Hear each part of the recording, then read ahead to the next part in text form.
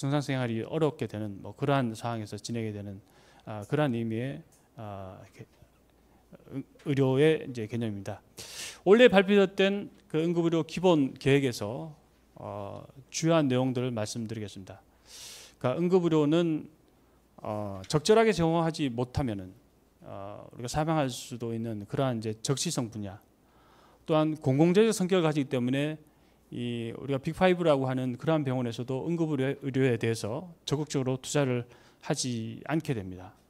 또 지역 완결정 체계를 갖추기 위해서 지역 내에 있는 여러 분야가 협력을 해야 되는 그러한 분야이고, 또한 중증의료의 관문입니다. 요즘 뺑뺑이 사고 등이 이제 언론 보도되어 있지만은 응급실 이 게이트웨이뿐만 아니라 그 배후과에서도 충분히 영양이 갖춰져야지 우리가 응급 환자가 살 수 있는 그런 가능성이 높게 됩니다. 그러한 것을 볼 때 대구나 또 경기도에서 발생한 그러한 뺑뺑이 사고로 사망하신 분들에 의해서 볼 때 충북뿐만 아니라 다른 지역에서도 그러한 여러 가지 인프라가 제대로 갖춰져 있지 않은, 또 시기에 따라서 제공되지 않는 그러한 특징을 가지고 있는 게 응급의료입니다. 그래서 올해 발표되었던 응급의료 기본계획에서 가장 큰 것은 중증의료 센터를 현재 권역의료 센터 35개에서 56개로 이제 늘리는 겁니다. 이를 위해서 병원 전 단계, 병원 단계, 또 인프라 단계 여러 가지 세부적인 계획을 이제 갖추고 있고, 이를 실행하기 위해서는 응급의료는 법률 개정 등 여러 가지를 준비를 하고 있는 상황입니다. 알기 쉬운 응급의료 이용 체계 마련, 이거는 우리 도민들, 국민들이 응급실을 이용할 때 응급의료 전달 체계에 맞게끔 이용할 수 있는 것을 홍보하는 그러한 이제 내용들입니다. 또한 심폐소생술에 관한 내용들, 그러한 것들이 응급의료 이용 체계 마련을 위해서 그러한 계획상에서 제시된 내용이고, 이송 및 수용 적정성 관리 체계 마련에서는 지역 맞춤형 이송 지침 마련, 어떠한 환자가 생겼을 때 어떠한 병원으로 이동하고 지역 내 응급 환자 이송 맵을 마련하게 하는 것, 또한 이제 어떠한 응급 수술 등의 이유로 수용 못하는 경우에는 순환 당직제 등의 제도를 이용해서 지역 내에서 중증 환자를 해결할 수 있도록끔 지역 내 체계를 마련하는 그러한 것들이 여기 내용이 되겠습니다. 또한 이송과 수용, 병원 전의 소방과 복지부의 네디스라고 하는 응급실 내의 자료를 통합 관리하는 그러한 것도 지금 4천년 응급의료 기본 계획에 수용되어 있습니다.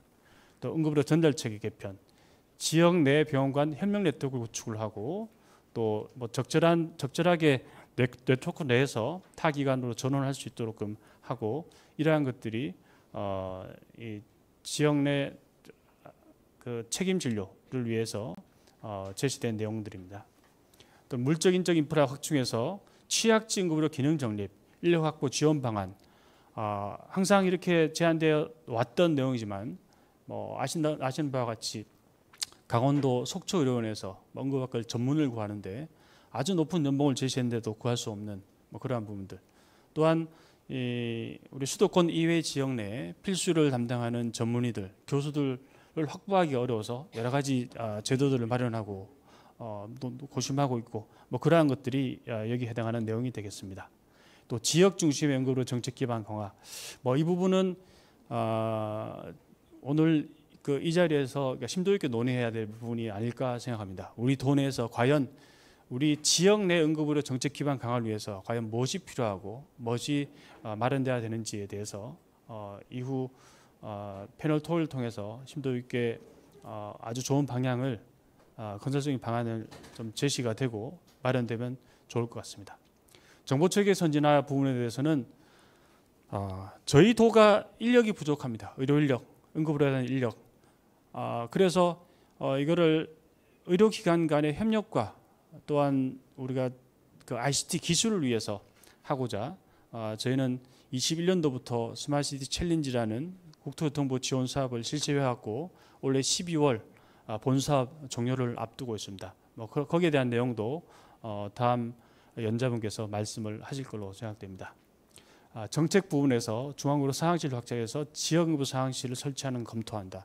저희는 좋은 기회를 국토교통부 지원 사업을 계기로 저희 지역 내 지역으로 상황실 개념의 데이터 지원 센터를 지금 오송에서 운영하고 준비를 하고 있습니다. 이러한 응급의료 기본 계획이 향후 27년도까지 이 달성을 위해서 제안된 복지부의 기본 계획입니다.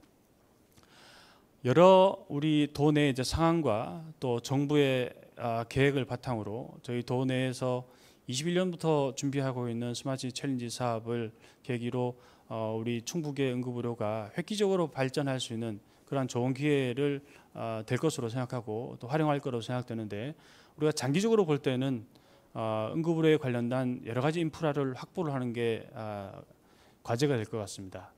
우리가 의사 수 확보, 우리 도내 의과대학 졸업생 수를 확보하는 게 근본적인 문제가 되겠지만은 응급의료에 대한 자원으로 활용하기까지는 10년, 15년이라는 세월이 걸릴 수가 있습니다. 또한 최근에 아주 우리가 아주 반가운 소식이 아닐 수 없습니다만 충청 내륙 고속화도로 건설에 대한 확정, 이러한 것들도 우리가 남북권과 북부권을 이어서 우리 응급 환자의 이송에 대한 도로 인프라 구축에서 골든타임 줄일 수 있는 기회가 된다는 의미에서도 상당히 우리가 반가운 소식이 아닐 수가 없습니다. 하지만 단기적으로는 어떻게 해야 되는가? 저희가 이런 응급의료 개선 발전 그러한 과제를 수행하면서 3년 동안 해왔던 것들을 지속 가능한 그러한 응급의료의 제도로 만들기 위해서 저희가 2012년 이후로 개정되지 않은 충북 응급의료에 대한 조례에 대한 개정이 필요하다. 이 조례에 대해서도 우리 지사님의 책무로 하고 응급의료 지원단, 응급의료에 대한 법률 21년도에 개정된 응급의료 지원단 설치에 대한 그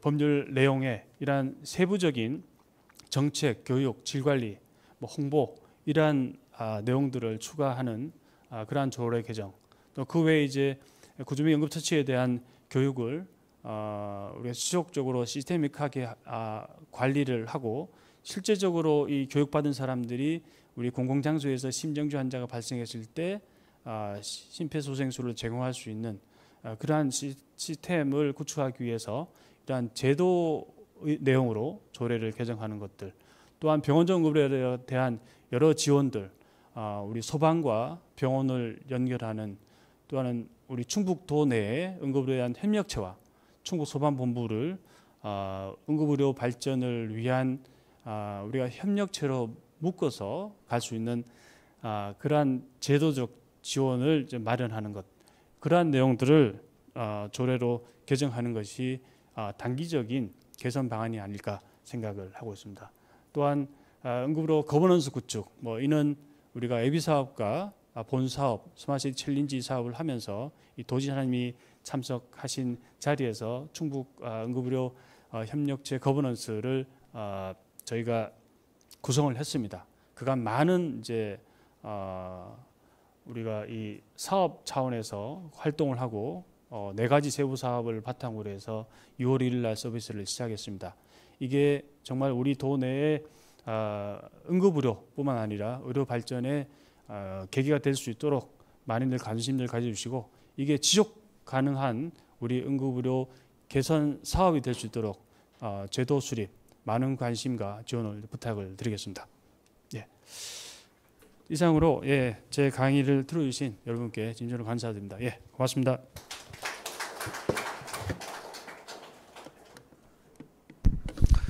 네, 김상혁 교수님 감사합니다.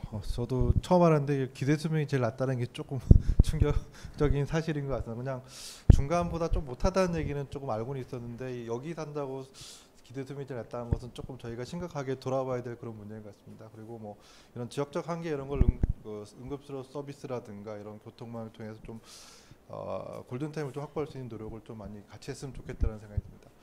다음 발표는 황인철 이사님께서 발표해 주시겠습니다.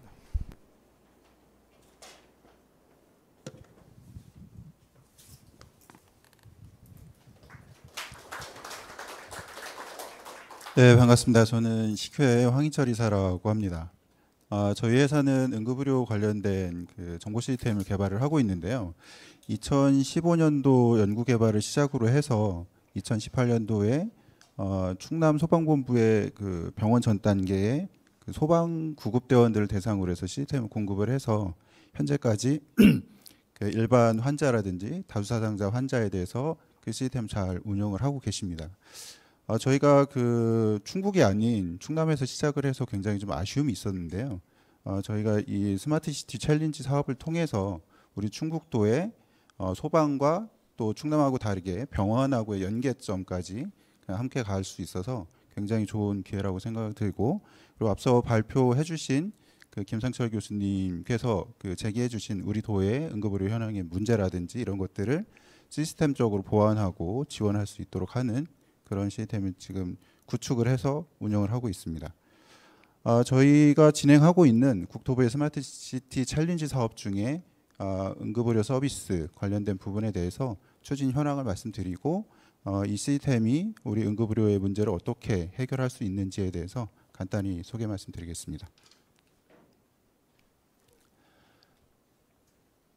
이런 그 저희가 이제 사업을 추진하면서 이제 문제점은 앞서 이제 교수님께서 말씀을 다 해주셨기 때문에 그 장표로서 그냥 보도록 하겠고, 특히나 그 응급의료 중에서 그 다수사상자가 발생이 되면 뭐 이태원 참사도 있었지만 환자를 이제 식별하고 분류를 해서 그 적정병원으로 이제 이송하는 과정들이 이제 필요한데요.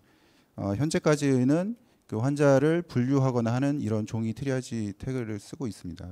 그래서 밤에는 시인성이 떨어지거나 그 비가 오면 찢어지고, 그리고 그 이런 종이를 작성하기 때문에 집계의 오류 이런 것들이 이제 발생을 하고 있어서 그 현장 컨트롤하는데 매우 그 많은 어려움을 가지고 있습니다. 그래서 저희는 그런 문제를 그 해결하고자 노력을 했고요. 그리고 구급 같은 경우는 보시는 것처럼 출동 건수나 이송 현황이 지속적으로 그 증가를 하고 있고요. 특히나 그 재이송 사례가 증가하고 있는 것이 그 병원 전 단계의 큰 문제라고 저희가 파악을 했습니다. 그래서 저희는 소방과 그다음에 병원 사이에 현재 전화상으로 그 소통을 하고 있는 부분을 시스템적으로 해결하고자 그 구급 현장에서 그다음에 병원까지, 그리고 이 응급의료를 담당하고 있는 119 상황실, 그다음에 유관기관까지 그 정보들을 하나로 통합하고 그 소통할 수 있도록 하는 부분에 있어서 구급 출동과 함께 병원 진료 시작이라는 모토로 그 사업을 진행을 했습니다. 그래서 그 중요한 부분들은 환자 중증도를 이제 자동으로 분류를 해서 적정 병원으로 이송할 수 있게끔 하는 부분, 그리고 이송 병원을 자동 선정을 해서 그 병원 선정에 대한 소요 시간을 줄이는 것, 그리고 유관기관하고 협력 체계를 구축하는데 그 사업에 방점을 뒀습니다. 그래서 저희가 이제 예비 사업에서는 이 병원 시스템을 통해 저희 시스템을 통해서 그 소방대원들이 그 환자를 이송할 수 있도록 그 저희 시스템의 활성화에 그 첫 번째 목적을 뒀고, 두 번째로는 그 전체적인 이송 시간을 늘어지게 지연되게 하고 있는 재이송률을 이제 감소하는 데 목적을 두었고요. 그리고 전체적으로 이송 시간을 단축하는 데 그 목적을 뒀습니다. 보시는 것처럼 각 그 지표에 대해서 모두 목표를 다 달성을 했고요. 특히 재이송률 같은 경우는 거의 발생이 되지 않는 상태로 해서 실제로 그 시스템이 환자를 이송하는 시간을 줄일 수 있다는 것을 저희가 확인할 수 있었습니다. 네, 구체적인 그 통계 지표인데요. 저희가 2018년도부터 그 기존의 자료들을 이제 파악을 했고요. 저희가 시스템을 활용했을 때 그 재이송 비율이 0.03%로 그 굉장히 낮아지는 것을 볼 수 있었고요. 실제로 이송 시간도 19분에서 08분으로 줄는 그런 개선 효과가 있었습니다. 그리고 다수 사상자가 이제 발생이 되면 한 곳의 병원에 다 수용을 할 수 없기 때문에 분산 이송이 필요한데요. 물론 이제 그 3명 정도가 무슨 다수 사상자냐라고 할 수는 있겠지만 구급차에는 한 명만 이제 태울 수밖에 없기 때문에 이 환자들을 그 각 병원으로 분산해서 이송한 사례도 저희가 사업을 통해서 그 실증을 했습니다. 그래서 이러한 그 예비 사업의 결과를 가지고 저희가 본 사업의 목표를 다시 잡았습니다. 그래서 예비 사업에서는 일부 구급대만 이제 사용을 했는데요. 저희가 본 사업에서는 전체 구급대에 적용을 해서 시스템을 통해서 최소한 24,000건의 이송 건수를 좀 달성을 해보자. 그리고 예비 사업과 마찬가지로 재이송 비율은 제로화로 해서 실제 이송 시간을 그 개선을 해보자라는 그 목표를 세웠고, 그리고 앞서 이제 말씀해 주셨지만 우리 도의 중증 환자 그 사망률을 경감할 수 있는 그런 목표도 그 세웠습니다. 뭐 결코 쉽지 않은 목표이긴 합니다. 그래서 저희가 그 본 사업에서는 예비 사업에서 그 성과를 이룬 그 스마트 응급의료 서비스를 우리 도 전체로 이제 확대하는 것을 가장 큰 목표로 삼고 있고요. 그리고 앞서 이제 교수님께서 말씀드렸지만 시민들이 응급의료 서비스를 이용하는 측면에서 스스로 참여하실 수 있고 판단하실 수 있도록 하는 스마트 리빙 앱 부분, 그리고 각 그 응급의료 서비스 단계에서 발생되는 데이터들을 통합해서 우리 도에 적합한 그 응급의료 정책을 발굴할 수 있도록 하는 빅데이터 플랫폼 구축 사업, 그리고 현재 그 중증 환자들은 이송 현장이나 또는 이송 과정에서 영상의료 지도, 의료 지도가 이제 필요한 상황인데요. 지금 현재에서는 우리 도를 포함해서 충남, 대전, 세종 4개 권역이 통합으로 의료 지도를 하다 보니까 그 의료 지도의 실효성이나 품질이 좀 떨어지고 있습니다. 그래서 저희는 그 스마트 응급의료 서비스를 통해서 우리 도만을 위한 응급의료 지도를 하고자 그 플랫폼과 그다음에 인력을 그 확보를 하고 있습니다. 저희가 추진하고 있고 또 추진하고자 하는 내용들을 영상으로 좀 잠깐 담았는데요. 제가 설명하는 모든 내용들이 다 들어 있으니까 한번 같이 보시면 좋겠습니다.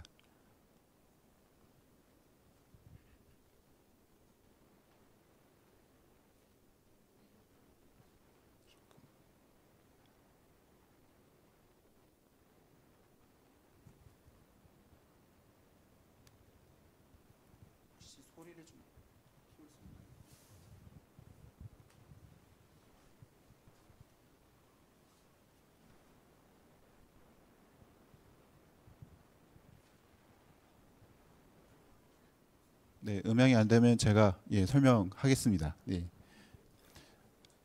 저희는 그 여러 가지 사례 중에 교통사고 이제 사례를 가지고 그 영상을 담았는데요. 보시는 것처럼 퇴근길에 운전을 하시다가 갑작스레 이제 교통사고로 당하는 상황을 설정을 했습니다.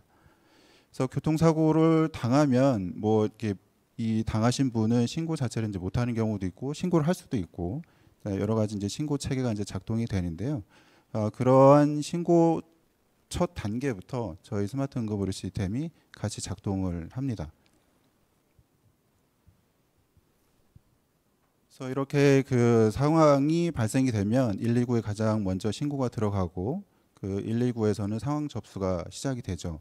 그래서 상황 접수가 되면 그 상황에 맞게 구급차라든지 기타 차량을 이제 출동을 시키게 되고 저희 시스템은 이 상황실에서 접수된 그 내용이 저희 시스템하고 자동으로 그 연계가 돼서 저희 시스템의 상황 내용이 그대로 그 담깁니다. 그래서 출동하는 구급대원들이 그 상황을 바로 인지를 하고 그 현장 대응을 할 수 있도록 하고 있습니다.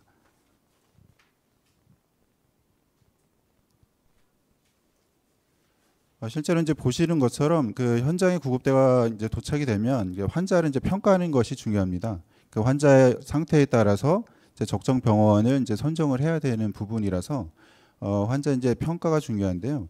저희는 평가를 그 객관적으로 할 수 있는 여러 가지 알고리즘을 저희 시스템에 담았습니다. 그래서 그 동안에는 구급대원들이 그 직관적인 방법으로서 이제 평가를 했다면 저희가 적정한 알고리즘을 제공을 해서 그 객관적으로 평가할 수 있도록 그 여러 가지 알고리즘을 이제 제공을 하고 있고요. 특히 그 이번에 이제 소방청하고 복지보험하고 같이 개발한 그 병원 전 단계의 분류 방법인 프리케이타스라고 있는데요. 그 부분도 이제 담아서 향후에 소방청하고의 데이터 연계점도 확보를 했고요. 그리고 이태원 참사와 같은 다수 사상자가 발생한다고 하더라도 그 신속하게 환자를 분류하고 이송할 수 있도록 하는 알고리즘 또한 그 다수를 이제 담고 있습니다. 그래서 보시는 것처럼 이제 중증 환자가 이제 발생이 되면 그 의료 지도 의사에 의해서 그 의료 지도가 이제 필요한 경우가 있는데요. 그런 부분도 그 시스템에 담고 있어서 구급대원이 어떤 환자를 이제 대응한다 하더라도 이제 여러 가지 그 방법들을 제공해서 효율적으로 그 환자를 케어할 수 있도록 하는 부분을 그 시스템적으로 제공을 하고 있습니다.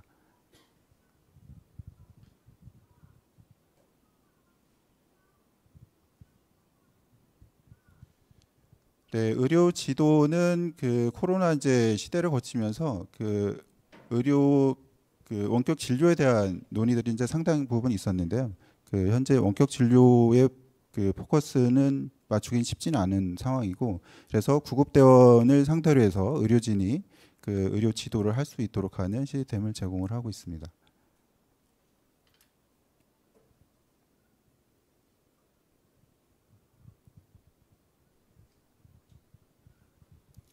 참고적으로 이제 의료 지도 부분이 그 중요한 부분은 뭐 제가 의료인은 아니지만 예, 그 중증 환자 같은 경우에는 그 여러 가지 현장 처치나 이송 과정 중에 처치가 필요한데 그 현재 구급대원들의 업무 범위가 제한적이기 때문에 그 범위를 그 넘어서 그 치료할 수 있게끔 하려면 의료인의 이제 의료 지도가 필요하고, 그런 부분에 있어서 그 시스템을 통해서 의료 지도를 할 수 있도록 하고 있습니다.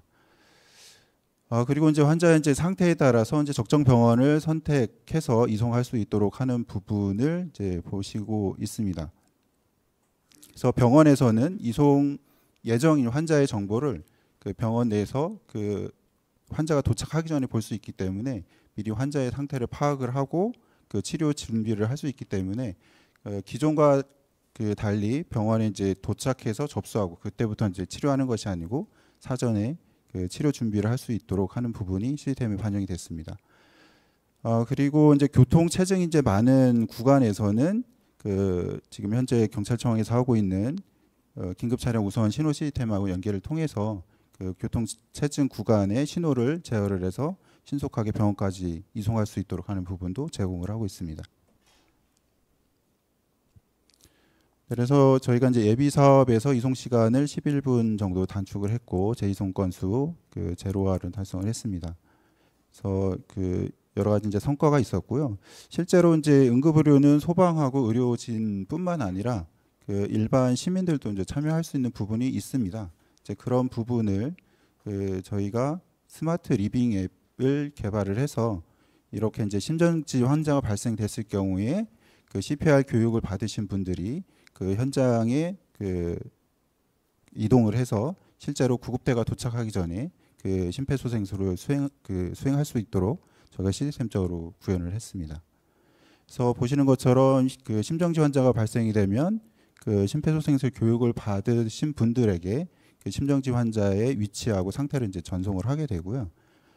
출동이 이제 가능하신 분들은 그 내용을 바탕으로 해서 그 심정지 환자에게 이동을 할 수가 있겠습니다.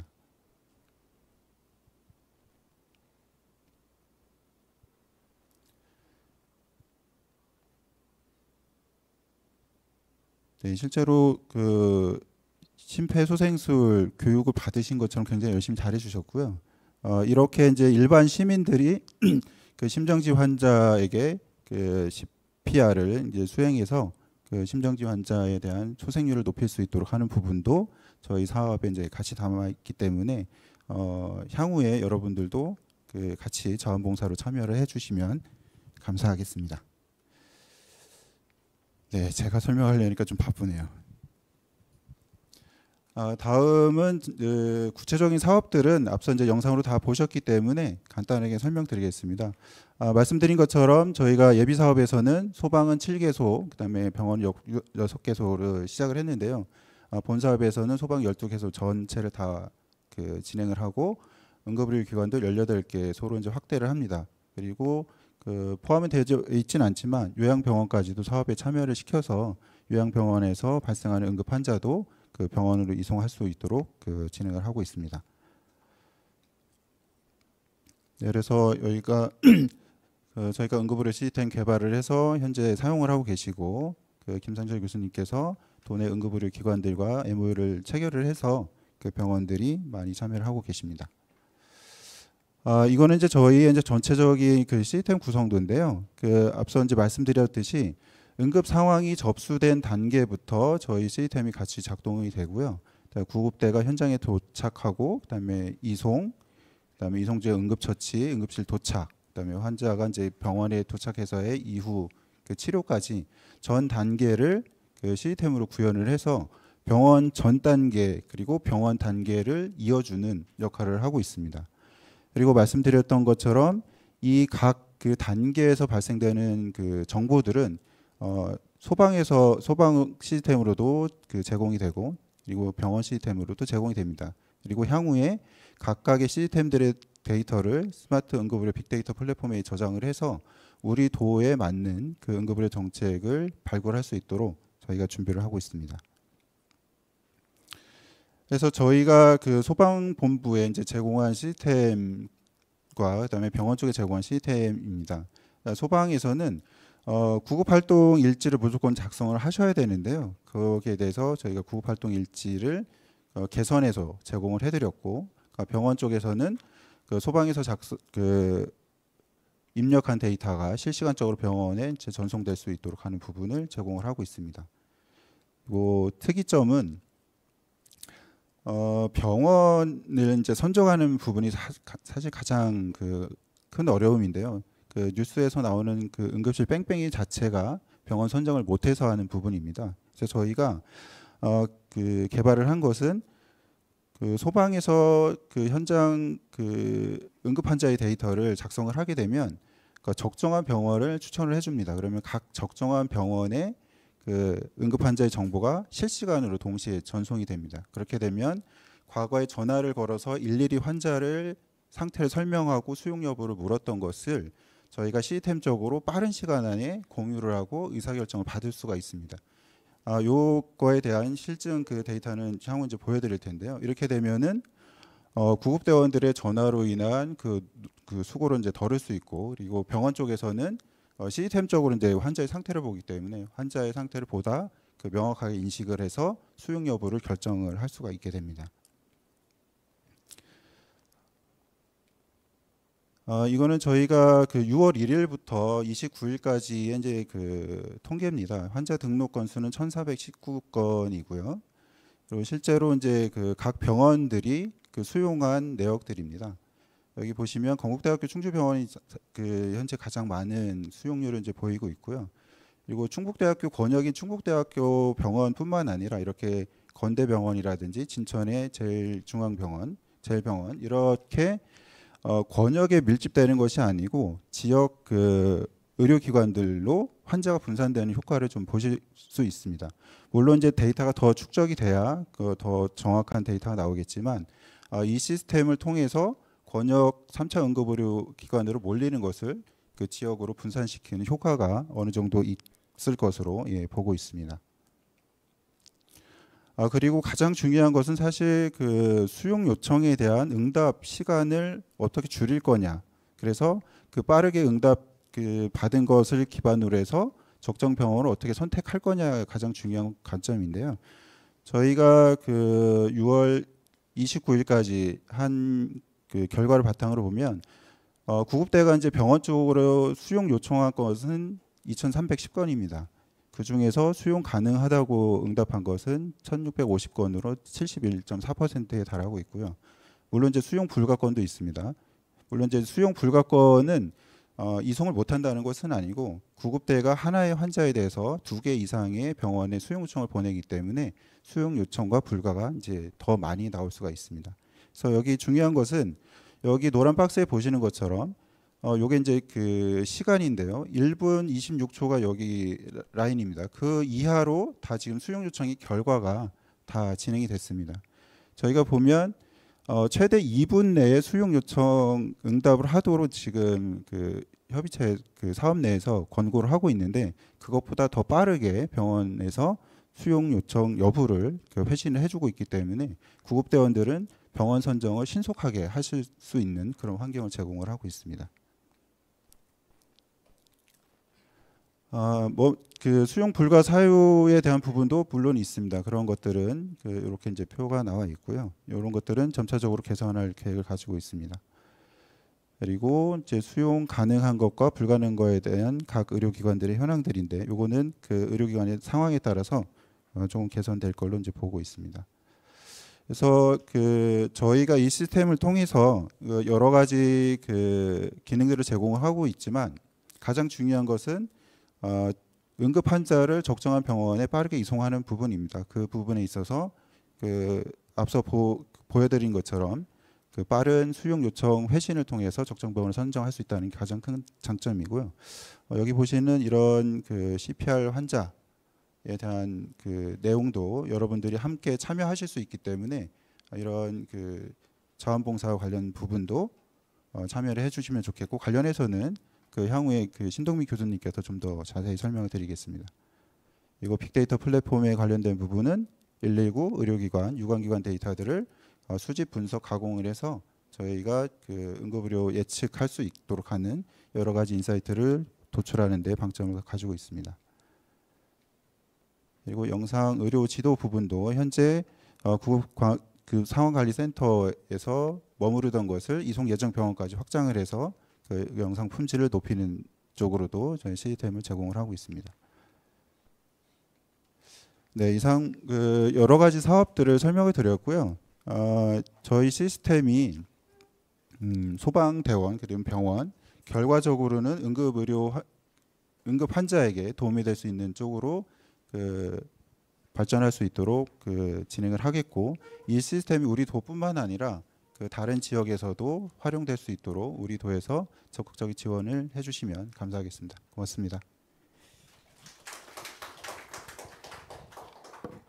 네, 황일철 선생님 말씀 감사드립니다. 뭐 이런 스마트 응급 의료 서비스가 좀 인상적이고요. 그다음에 그 아까 저는 개인적으로 CPR 그 주변에 자원부터 찾는 게 좀 인상적으로 많이 봤습니다. 이런 시스템이 결국은 아까 처음에 발표했던 김상철 교수님 얘기하셨던 그 치료 가능 사망률 높았다는 거에 조금 그거를 전국 평균 이하로 떨어질 수 있는데 좀 크게 기여하지 않을까 이런 좀 생각을 해보게 됐습니다. 네, 세 번째 발제는 한국교통대학교 응급구조학과의 신동민 교수님이 발표해 주실 거고, 주제는 심폐소생술 응급처치 교육 확대 및 관련 조례 현황이라는 주제로 발표해 주시겠습니다. 예, 안녕하십니까. 저는 한국교통대학교 응급구조과 신동민 교수입니다. 반갑습니다. 조금 전에 얘기했듯이 이제 이 데이터가 저는 상당히 많은 데이터를 가지고 있는데, 일단은 그 질병관리본부나 소방청, 그다음에 세계소생술협회에서 2018년도인데 이게 5년마다 바뀌기 때문에 아마 올해 새로운 그 데이터가 나올 겁니다. 그래서 그 전 것만 말씀을 드리겠습니다. 그래서 세계적으로 어떤 심정지 환자의 그 추세가 어떤 현황이 있는지에 대해서 말씀을 드리겠습니다. 사실 이제 그 행안부에서 이제 제가 이제 심사를 한 것 중에 하나인데, 이태원 사고 이후에 이 심정지 그 교육 확대에 대해서 굉장히 노력을 많이 하고 있습니다. 그리고 이 확대를 하면서 과연 어디서 배워야 되는지, 얼마만큼 많은 이원이 배워야 되는지에 대해서 많은 고민들을 하고 있습니다. 그래서 이쪽에 비용이 아마 굉장히 예산이 많이 지급되는 걸로 알고 있습니다. 이 이태원 사고 때 우리가 이제 많은 얘기를 했습니다. 과연 CPR이 옳았느냐 말았느냐, 뭐 인공호흡을 해야 되느냐 말았느냐, 이런 여러 가지 얘기가 있었는데, 사실 이게 시스템적으로다가 우리가 볼 때 사실 소방에서 뭐 경찰뿐만 아니라 소방에서 빠른 출동이 안 됐습니다. 왜냐하면 차량 통제가 안 됐고 그렇기 때문에 많은 시민들이 CPR을 했지만, 그래도 그 안에 한 8만 명, 10만 명이라는 인원 중에서 CPR에 참여한 인원은 약 한 40명 정도밖에 안 됩니다. 일반인이. 그 중에 CPR을 참여를 한 인원이 그렇게 적기 때문에 아마 소생률이 더 낮았지 않았을까라는 생각이 듭니다. 사실은 많은 구급대원들이나 소방대원들이 일단 환자 분류를 하고 그다음에 일반 분들이 CPR을 했으면은 더 많은 소생률이 있지 않았나 생각합니다. 왜냐하면 이게 이런 대량재해 참사할 때는 그러니까 파라메딕, 그러니까 응급구조사 한 명당 환자 한 명이 CPR을 해야 됩니다. 그런데 이때 상황은 소방대원들, 구급대원들이 한 12명 정도밖에 없었고, 나중에 좀 더 오긴 했지만은 환자 분리하기도 바빴고 환자 처치하기도 바빴습니다. 그리고 일반 분들이 많이 도와줘서 하긴 했는데, 가장 중요한 건 뭐냐면 이런 대량자에서는 심정지 환자는 사망입니다. 사망, 블랙덱 사망이기 때문에 심폐소생술을 하면 안 되는 그런 환자예요. 그렇지만 초기 활동, 그러니까 예를 들면 30분 이내에 이런 그 압사 같은 경우는 살릴 가능성이기 때문에 많은 CPR을 할 수 있는 사람이 있다면, 도와줬다면 더 많은 환자를 소생시킬 수 있지 않았나는 생각이 듭니다. 이거는 이제 심정지, 이제 지금 병원전 저는 얘기를 하는 겁니다. 병원전. 지금 아까 우리 김상철 교수님이나 이제 이렇게 우리 황혜철 이사님께서 이제 병원 내 또 병원 바깥도 얘기를 했지만, 저는 심정지와 관련돼서 얘기를 하는 건데, 여기 보면은 옛날에 그 임수혁 선수라고 롯데자이언트의 그 야구 선수입니다. 이분 같은 경우는 심정지가 걸려서 심폐소생술을 못해서 10년간 내사 상태에서 살다가 돌아가신 편이고요. 신영록 선수 같은 경우는 제주 유나이티드의 축구 선수인데 운동장에 쓰러졌는데 심폐소생술 잘했습니다. AD도 잘했고. 근데 결국 어디에 손상이 왔냐면 뇌 손상이 와서 운동을 못합니다. 축구 선수가 운동을 못하는 그렇게 잘했지만 뭐 이성가 더 빠르고 그랬지만 잘 했다고 볼 수 없는 그런 상황에 놓인 거라고 볼 수 있고요. 이 에릭슨이라는 친구는 덴마크의 국가대표 축구 선수인데 박지성 선수하고 맨체스터 유나이티드에 같이 축구를 했던 선수입니다. 이것도 유로 2000에서 심정지에 빠졌는데 이 친구는 지금도 축구를 하고 있습니다. 2차입니다. 그러니까 무슨 얘기냐면 심정지 환자가 만났을 때 얼마만큼 우리가 심폐소생술에서 잘하느냐, 또 그다음에 제소동기를 얼마나 잘 쓰느냐 하는 이런 내용을 얘기를 하는 겁니다. 그래서 우리가 아까 우리 김상정 교수님이 다 담은 것 중에 조금 더 덧붙이자면 제가 생각하는 건 뭐냐면 좀 확대를 하자. 필수 요원을 좀 확대를 해서 우리가 좀 심폐소생술을 교육을 하고 우리가 이제 어떤 그 통계를 내서 이제 그런데 그 반영을 하자라는 그런 얘기입니다. 그래서 많은 뭐 얘기가 있지만은 저는 가능한 일은 카카오택시라든가 아니면 쿠팡, 그다음 면단위 이장님 같은 경우 특히 자동차 면허증 딸 때 이런 그 운전면허증을 딸 때 CPR 교육을 필수적으로 하게 되면 소생률이 굉장히 높다라는 그런 외국 사례도 있습니다. 그래서 이런 여러 가지를 포함해서 심정지 교육 확대를 좀 했으면 좋겠다는 생각이 들고요. 그다음에 지금 많은 그 AD 자동 심폐소생 심장 충격기가 보급이 돼 있습니다. 그렇지만 사실 사용되는 건 별 많지 않습니다. 그래서 과연 5년간 어디에서 심정지가 많이 일어났는지를 좀 조사를 해서 거기에 좀 더 많은 배치를 하고 재배치가 좀 이루어지지 되지 않나라는 그런 생각이 들어서 이 내용을 했습니다. 그래서 가능한 1분 이내에 CPR을 하고 3분 이내에 심장 충격기를 사용하게 되면 소생률은 엄청나게 높습니다. 그러니까 30% 이상 되기 때문에 이걸 한번 실시해보자라는 얘기고요. 그다음에 아까 황인철 이사님 얘기했듯이 심폐소생술 교육 받은 사람들은 보고하고 또 우리가 좀 도울 수 있는 그런 그 등록부 또는 재교육할 수 있는 그런 행정 처분 같은 거를 행정 처리를 했으면 좋겠다라는 생각이 듭니다. 자, 세계 이제 소생술 협회에서 얘기가 나온 건데 이제 팬데믹 때문에 이제 소생률은 많이 높지 않습니다. 그래서 이건 좀 넘어가겠습니다. 요건 저 자동 심장 충격기의 설치 내용입니다. 우리 충북이 평균보다는 좀 높습니다. 인구 10,000명당 설치돼서 다른 데보다 높다라는 건 요건 분명합니다. 그리고 대개 이제 시도별로 이렇게 보면 높기는 하지만 다른 데 다 높습니다. 그래서 전체적으로만 보면은 한 중간 정도 되는 것 같습니다. 중간 정도. 그다음에 시도별로 보면 이제 중간 정도 되는데 대개 어디에 놓이느냐면 그러니까 공공의료기관, 그다음에 뭐 주택 이런 데 많습니다. 그러니까 어떻게 보면 꼭 필요한 데는 이런 데가 아니라는 겁니다. 요즘은 여가시설 활동하는 데가 굉장히 사망률이 높고 농장 지역도 많고요. 그다음에 농촌 지역에 사망률이 많습니다. 근데 이제 그런 쪽으로 거의 없다라고 보시면 되겠습니다. 그래서 이제 그런 쪽으로 좀 배치를 해야 된다는 게 여기서 나오는 게 뭐냐면 지금 시군에 이렇게 보면 청주시나 시자 단위 붙은 데가 한 1,100대 정도의 AED가 보급이 돼 있고 나머지 군 따위는 굉장히 적습니다. 한 600 몇 개 정도가 배치가 되어 있습니다. 그래서 이것도 한번 재고려를 해야 되지 않나라는 생각이 들고요. 이 교육도 마찬가지입니다. 교육도 우리 충북은 사실 많이 받습니다. 다른 데보다. 딸이 많이 받고 평균 이상으로 많이 받습니다. 다만 이것도 청주시 이런 쪽으로 많이 받지 이런 군 단위는 좀 적게 받지 않느냐라는 생각이 듭니다. 아까 김상조 교수님 얘기했듯이 우리는 지금 군 단위 정도로는 좀 소외된 지역이 아닌가라는 생각이 듭니다. 그리고 심폐소생술 받을 때 지금 현재 보육교사들이 너무 많이 받습니다. 그래서 이제 보육교사에 대한 이런 교육도 좀 재배시키고 다른 아까 얘기한 다른 그 직군을 좀 발굴을 해서 해야 되지 않나 싶습니다. 그다음에 심정지 환자입니다. 심정지 환자는 12월 달에 많이 돌아가시거든요. 이제 남자가 더 많이 돌아가신다는 건 분명하고 그다음에 여자들 같은 경우는 한 10월 달에도 많이 돌아가시는 경우도 있습니다. 그리고 또 특히 연세가 많으신 분들이 사망률이 굉장히 높습니다. 충북의 심정지 환자는 이렇게 됐고요. 이거 좀 넘어가겠습니다. 자, 이겁니다. 심폐소생술 인지도입니다. 내가 심폐소생술을 해야 되는지 말아야 되는지 인지도를 보면은 작년보다는 조금 높습니다. 이렇게 2022년도에 보면은 21년보다 인지도가 좀 높기는 합니다. 그다음에 직접 시행한율은 사실은 인지는 높은데 시행하는 거는 굉장히 두려워합니다.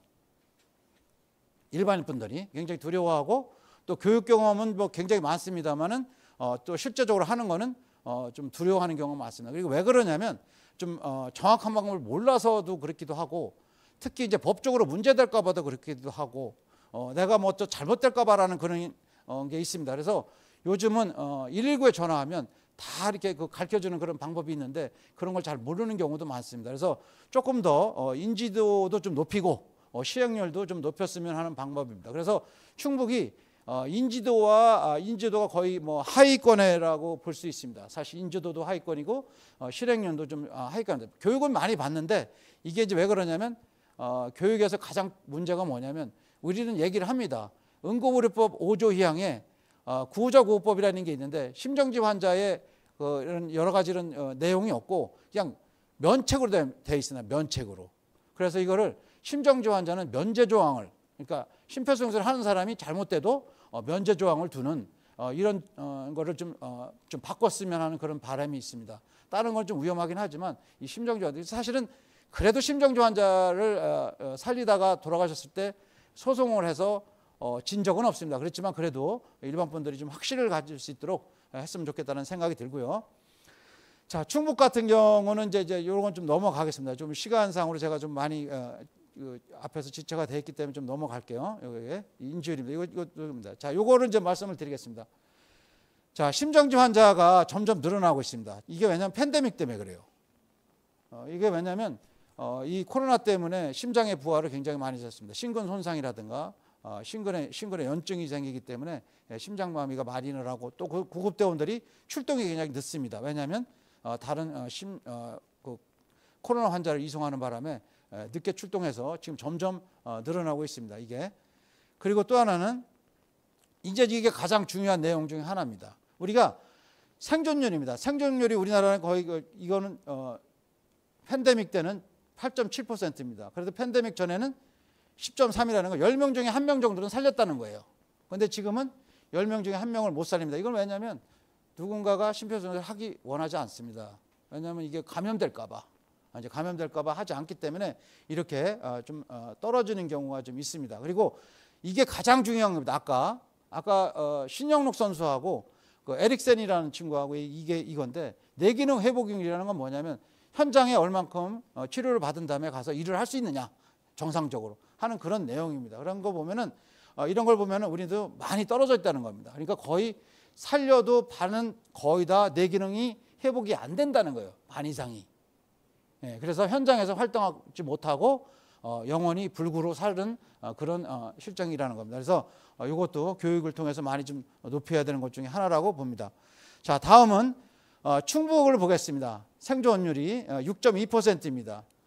평균 7.3인데 6.2%입니다. 아까도 얘기했듯이 뇌기능 회복도 평균 4.3인데 충북은 3.8입니다. 좀 낮습니다. 이걸로 좀 높여야 되겠다는 생각이 들고요. 심폐소생술 추이입니다. 추이 이제 28.8 뭐 이렇게 쭉 이제 있는데 충북을 한번 볼까요? 일반인 심폐소생술은 평균이 28.8인데 충북은 굉장히 높습니다. 이건 높은데 높기는 한데 다른 시도보다는 높다는 얘기입니다. 이렇게 전체적으로 높기는 하지만 그 심정지 생존율은 좀 적다는 겁니다. 이거는 아마 연구가 필요하겠지만은 좀 늦게 하지 않았나 아니면 적절하게 제세동이 사용이 되지 하지 않았나라는 그런 그 추이를 해볼 수 있습니다. 이거는 좀 연구가 더 필요한 사항 중에 하나입니다. 자, 아까 이제 우리가 이게 왜 필요한지에 대해서 얘기를 하겠습니다. 지금 이 응급의료 서비스에서 이 스마트 응급의료 왜 필요하냐면 아주 이게 출동도 빨라야 되고 응급처치도 빨라야 되고 다 빨라야 되는데 이게 세계적으로는 이 75%의 소생률을 지금 목표로 하고 있습니다. 지금 미국의 시애틀 같은 경우는 50%의 소생률을 가지고 있습니다. 우리나라 같은 경우는 10%도 안 됩니다. 요것뿐 푸어입니다. 우리나라는 전체적으로 이게 모든 게 다 떨어진다는 얘기예요. 이런 게 다 모든 게 떨어집니다. 출동도 늦고 인지도 늦고 심폐소생 하는 것도 늦고 또 안 하고 하는 이런 게 많이 떨어지기 때문에 요걸 좀 높이자는 그런 의미에서 좀 하는 겁니다. 자, 이제 이게 소생률의 이제 그 공식인데요. 요것만 한번 볼까요? 좀 넘어가겠습니다. 자, 이게 3배 생존율입니다. 향상에 이제 덴마크에 이제 왜 덴마크에서 3배의 소생률이 됐느냐? 이건 이겁니다. 아까 우리가 그 황인철 이사님이 얘기했듯이 이런 겁니다. 일반인에게는 가능한 한 빠른 CPR. 그러니까 예를 들면 환자 의식을 빨리 확인하고 바로 흉부압박을 해라. 그다음에 AED를 사용하라. 다른 거 하지 마라. 90초 이내에 흉부압박을 하라는 그런 이런 표 아래 생존율이 굉장히 높은데 특히 119에 신고했을 때 TCPR을 잘하기 때문입니다. 전화로.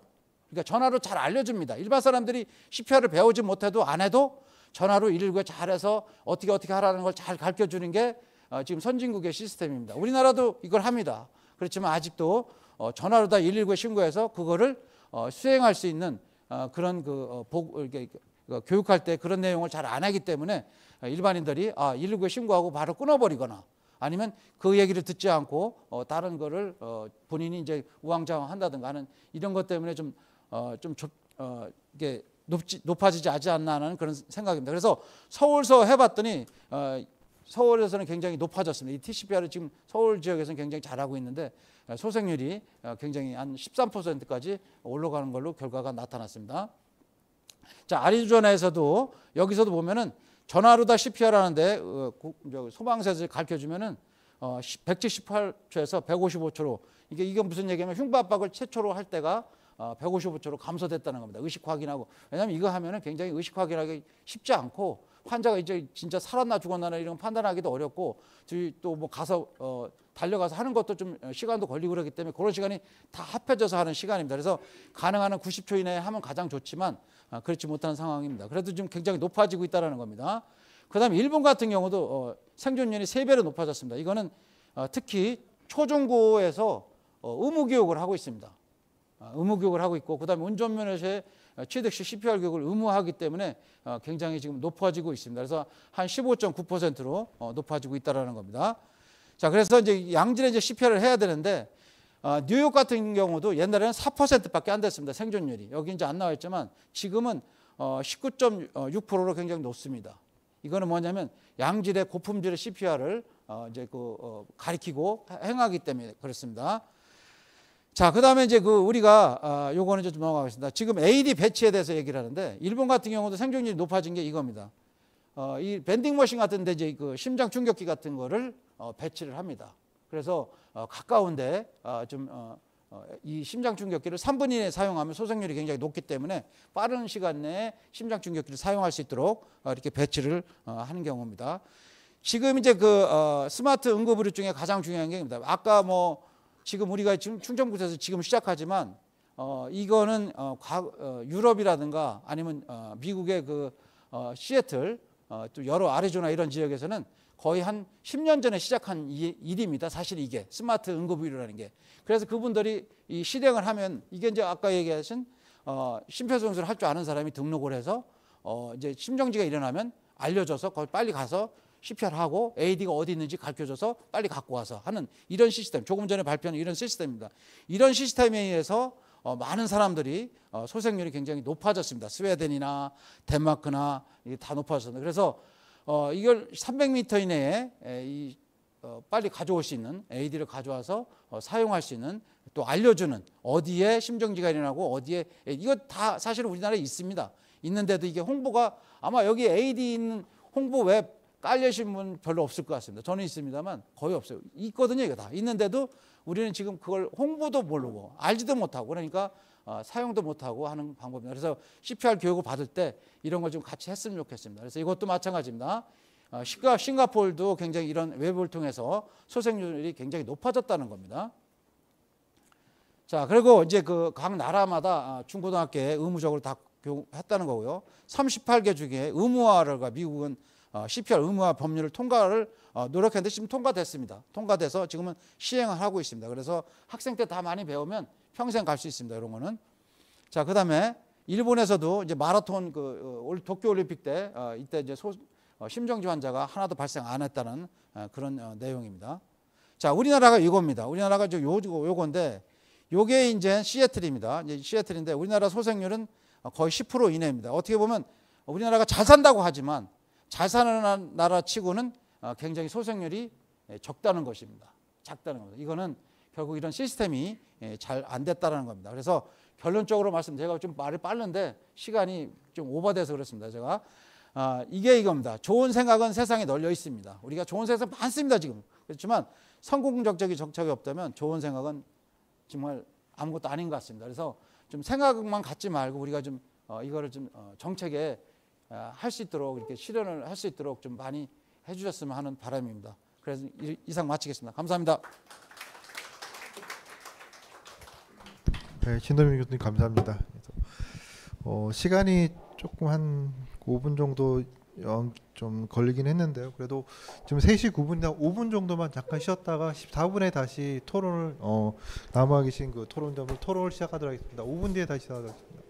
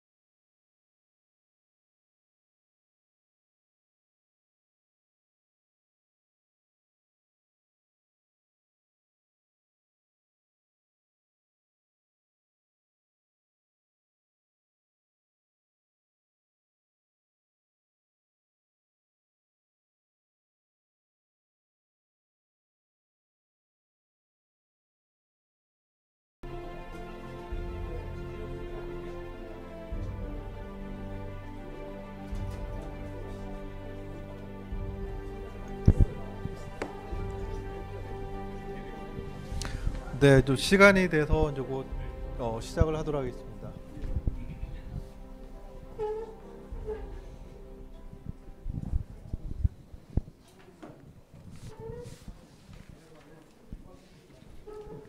네, 저희 2부는 지정 토론을 하겠습니다. 그래서 네 분의 전문가님의 지정 토론을 지금부터 시작하도록 하겠습니다. 시간은 한 7분에서 한 8분 정도, 예, 10분만 좀 안 넘겨주시면 부탁드리겠습니다. 네, 예.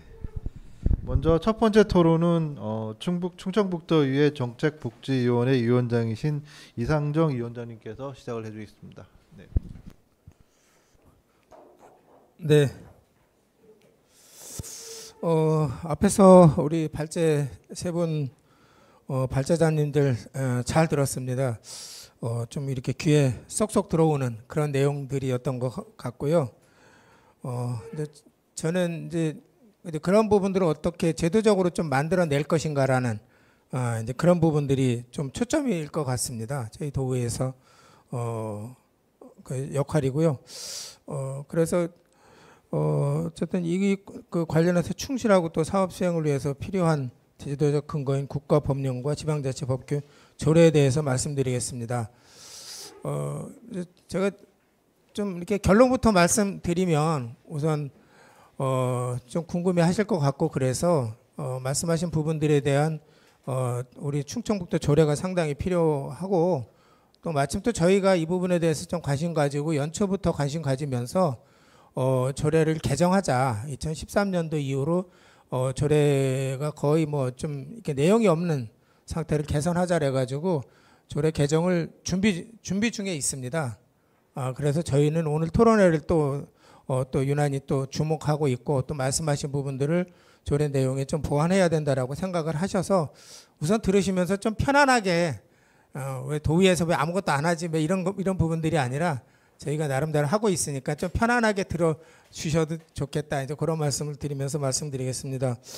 먼저 법령에 대해서 말씀드리면 이제 우리나라는 이제 94년도 응급의료에 대한 법률이 제정되면서 응급의료에 대한 제도적 근거가 확립되었고 95년에 이제 응급구조학과가 설치되었고 96년도에 이제 응급의학과 전문의 제도가 시행돼서 나름대로 기본 골격이라 할 수 있는 부분들의 제도적인 부분들은 마련이 되어 있다고 봅니다. 다만 이제 또 우리 이제 중앙 주도형으로 응급의료 체계가 발전돼서 제도적으로는 아직까지 좀 제한적이지만 그래도 자치단체에서 할 수 있는 노력은 좀 해야 된다라고 이렇게 생각을 하고 있고요. 그래서 응급의료의 지방자치를 강화하는 방향으로 진화하고 노력하고 있다. 그 부분을 말씀드리면서 지방자치단체 역량 강화 및 체계 구축이 중요하다라고 생각을 하고 있습니다. 이제 지방자치법 28조에 보면 지방자치단체는 법령의 범위 내에서 사무에 관해서 조례를 제정할 수 있다라고 되어 있고 지방자치단체의 자치 범위를 규정을 하고 있습니다. 특히 이제 주민의 권리 제한이나 의무 규정은 법률의 위임이 있어야만 가능하고 따라서 지방자치단체가 행정행위를 하거나 조례를 제정할 때는 법령에 의무된 위임 사무 여부를 확인하는 것이 필요하다고 봅니다. 그래서 위임 사무는 기관 위임과 단체 위임 사무로 구분해 봐야 될 것 같고 또한 의무 규정인지 임의 규정인지를 확인할 수 있어야 될 것 같습니다. 자료집 토론문에 응급의료에 대한 법률에 따른 기관 단체 위임 사무와 임의 규정을 구분해서 정리해서 말씀드렸고 이제 그 부분은 좀 생략하도록 하겠습니다. 그래서 중요하게 저희는 2013년도 충청북도 응급의료에 대한 조례를 제정된 것을 9월 회기 발의를 목적으로 조례안을 준비 중에 있습니다. 그래서 저희가 생각하고 있는 핵심적인 조례 개정 내용에 대해서 주로 이제 그 5가지를 중심으로 말씀드리는 것으로 하겠습니다. 첫째 아까 우리 그 발제자님께서도 말씀하신 부분들인데 현 조례에 없는 이제 도지사의 책무 조항을 신설할 예정입니다. 그 도지사의 책무가 선언적이긴 하지만 그래도 도의 응급의료에 대한 관점과 의지를 표명하는 것으로도 꼭 필요하다라고 생각을 하고 있고요. 두 번째 이제 응급의료에 관한 법률 제13조 그 6항에서 조례로 정하도록 위임된 도응급의료지원단의 구성, 그리고 기능 및 운영에 관한 사항을 규정하려고 합니다. 법률에서는 응급의료지원단은 별도로 구성하지 않고 보건의료에 대한 법률에 따라서 공공의료 지원단과 통합해 운영할 수 있다라고 단서를 두고 있지만 우리 충북의 시점에서는 공공의료 보건의료 지원단과의 통합 운영보다는 응급의료 체계 확립에 또 집중할 필요성이 있을 것 같고 도의 담당 팀도 구분되어 있어서 예산이 조금 더 들더라도 별도로 구성해 추진하는 것이 합리적이지 않느냐 그런 판단으로도 해서 별도로 구성하는 방안으로 추진을 하고 있습니다. 셋째, 적절한 응급의료 서비스 제공을 위해서는 관계기관 단체들 간의 협력이 절대적으로 필요하다라고 봅니다. 그리고 그래서 시군 보건소, 소방서, 응급의료 기관 등 관련 기관 단체로 구성된 응급의료 협의체 구성, 운영 근거를 규정할 예정입니다.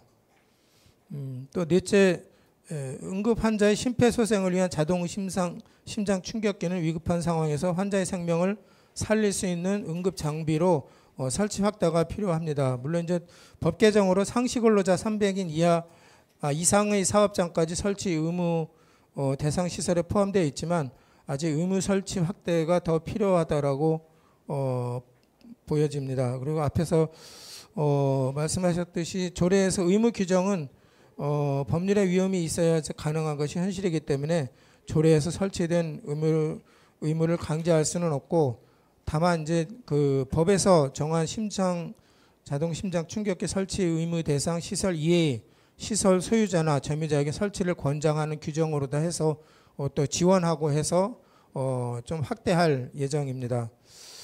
또 마지막으로 도 차원의 응급의료 지원 사업 항목에 병원 전 단계 응급의료 전문화를 위한 지원 등 현장에서 필요로 하는 사업을 추가할 예정입니다. 앞에서 우리 발제 선생님들께서 말씀하신 부분들하고 또 연관된 부분들도 있을 것 같고요. 또 그런 부분에서 좀 보완해야 될 부분도 있을 것 같습니다. 또 그 세 분의 그 발제 선생님들께서 말씀하신 조례와 관련한 부분들도 저희가 좀 참고를 했는데 김상철 교수님 발제문에 있는 부분 그리고 황인철 이사님 발제문에 있는 조례에 관련한 내용들도 더 참고하고 우리 특히 신동민 교수님 발제한 부분들에 대해서 지역사회 생존을 향한 10개의 프로그램 조례 제안 이 부분을 다시 한번 저희가 또 검토해서 담을 수 있는지 그런 부분들을 확인해서 가능한 조례에 담을 수 있겠다 그런 말씀을 좀 드리고요. 그리고 또 토론자분들께서 앞에서 이후에 말씀하시는 부분들도 숙고해서 조례 개정 내용에 포함될 수 있도록 집행부와 함께 적극적으로 노력하겠다는 말씀을 드리면서 제 토론을 마치겠습니다.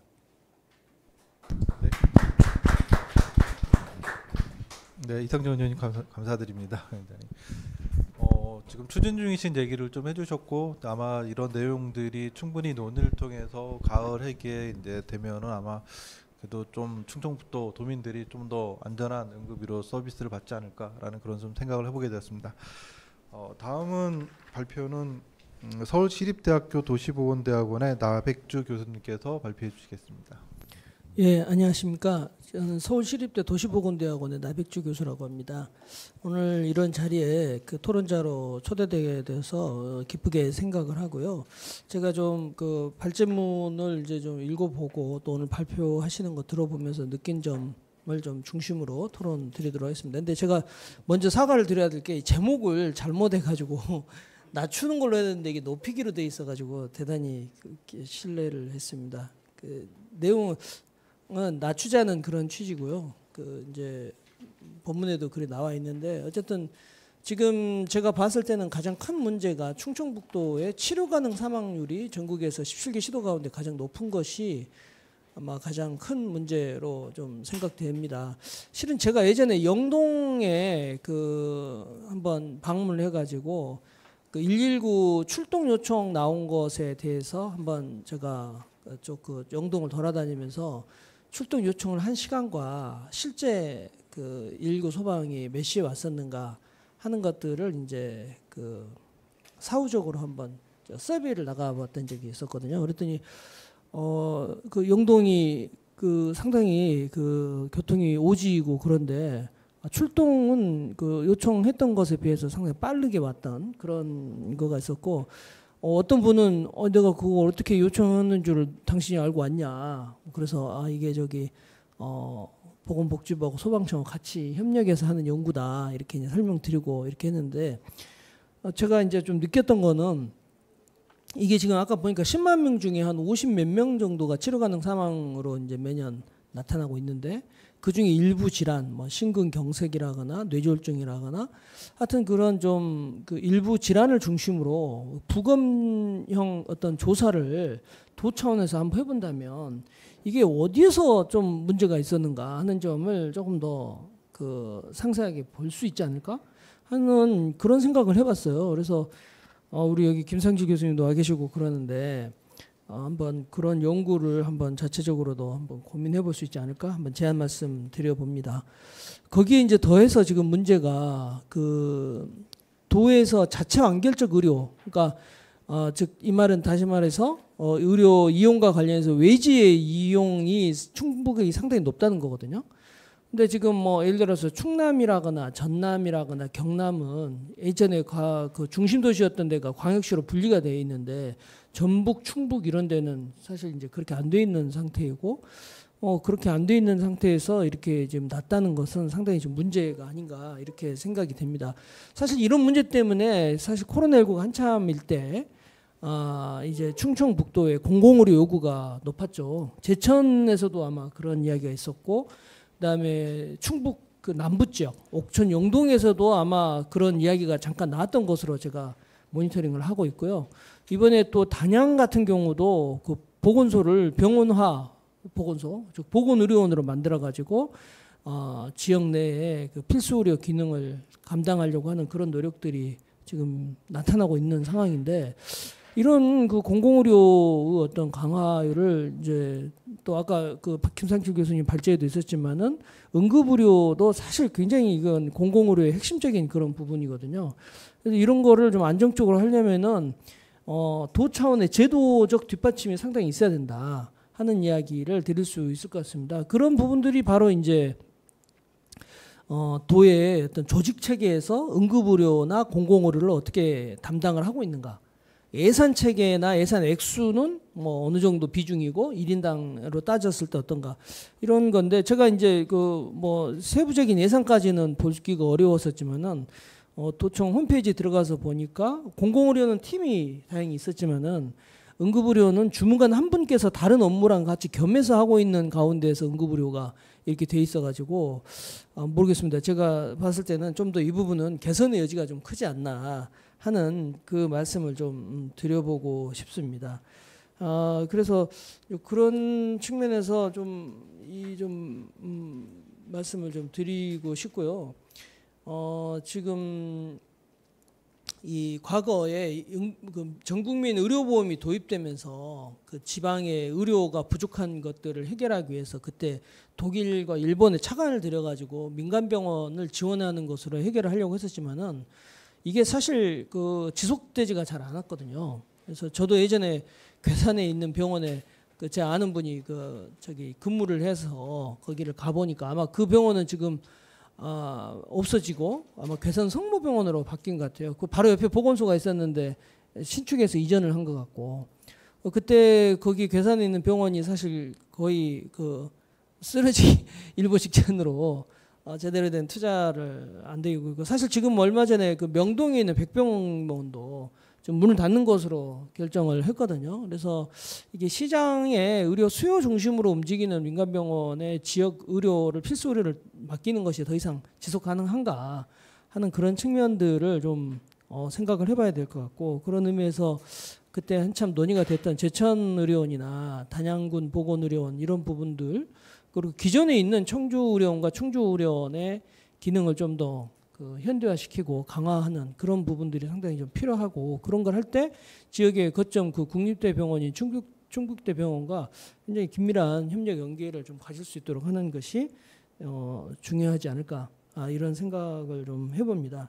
그래서 이런 내용들을 좀 가져 나가려고 했었을 때 이제 병원 규모를 그 지역의 필수 의료 요구도에 맞춰가지고 적정한 규모로 키우는 것도 중요하지만은 사실 거기서 일하는 그 의료 인력 숫자를 적절하게 하고 그다음에 국립대병원의 교육 훈련 기능과 연계해가지고 이분들이 충분한 교육 훈련을 받고 유사시에 그 진료 자문이나 기술 지원이 될 수 있도록 하는 의료 그 협력 연결 그 연계 체계를 제대로 구축하는 것이 저는 굉장히 중요한 문제다 이렇게 이제 보고 있습니다. 그래서 아마 지금 의료원들이 지난번에 그 연구 보고 분석을 해놓은 걸 보니까 지방의료원 내 과별 의사 인력 수가 민간 병원은 한 2.8명 정도가 되는데 의료원은 뭐 1.3명 이 정도밖에 안 되고 그 간호사 숫자도 동급의 민간 병원에 비하면 한 85% 정도밖에 안 되어져 있는데 제가 이렇게 보니까는 이분들의 그 정원 숫자를 지자체에서 되게 관리를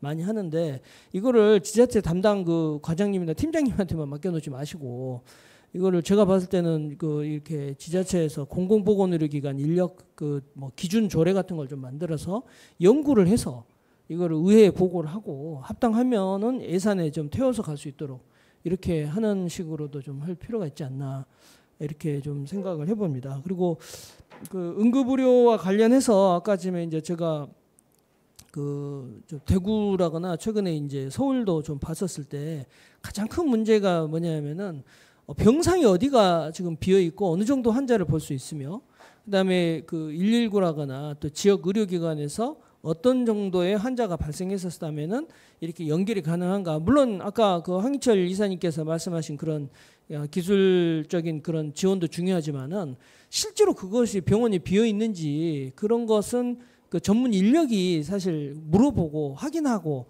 그러면서 사실 이 환자를 연계시켜주는 그런 시스템이 굉장히 중요한 거거든요. 이번에 대구 그 오세 어린이 그 사망 사건에서도 그런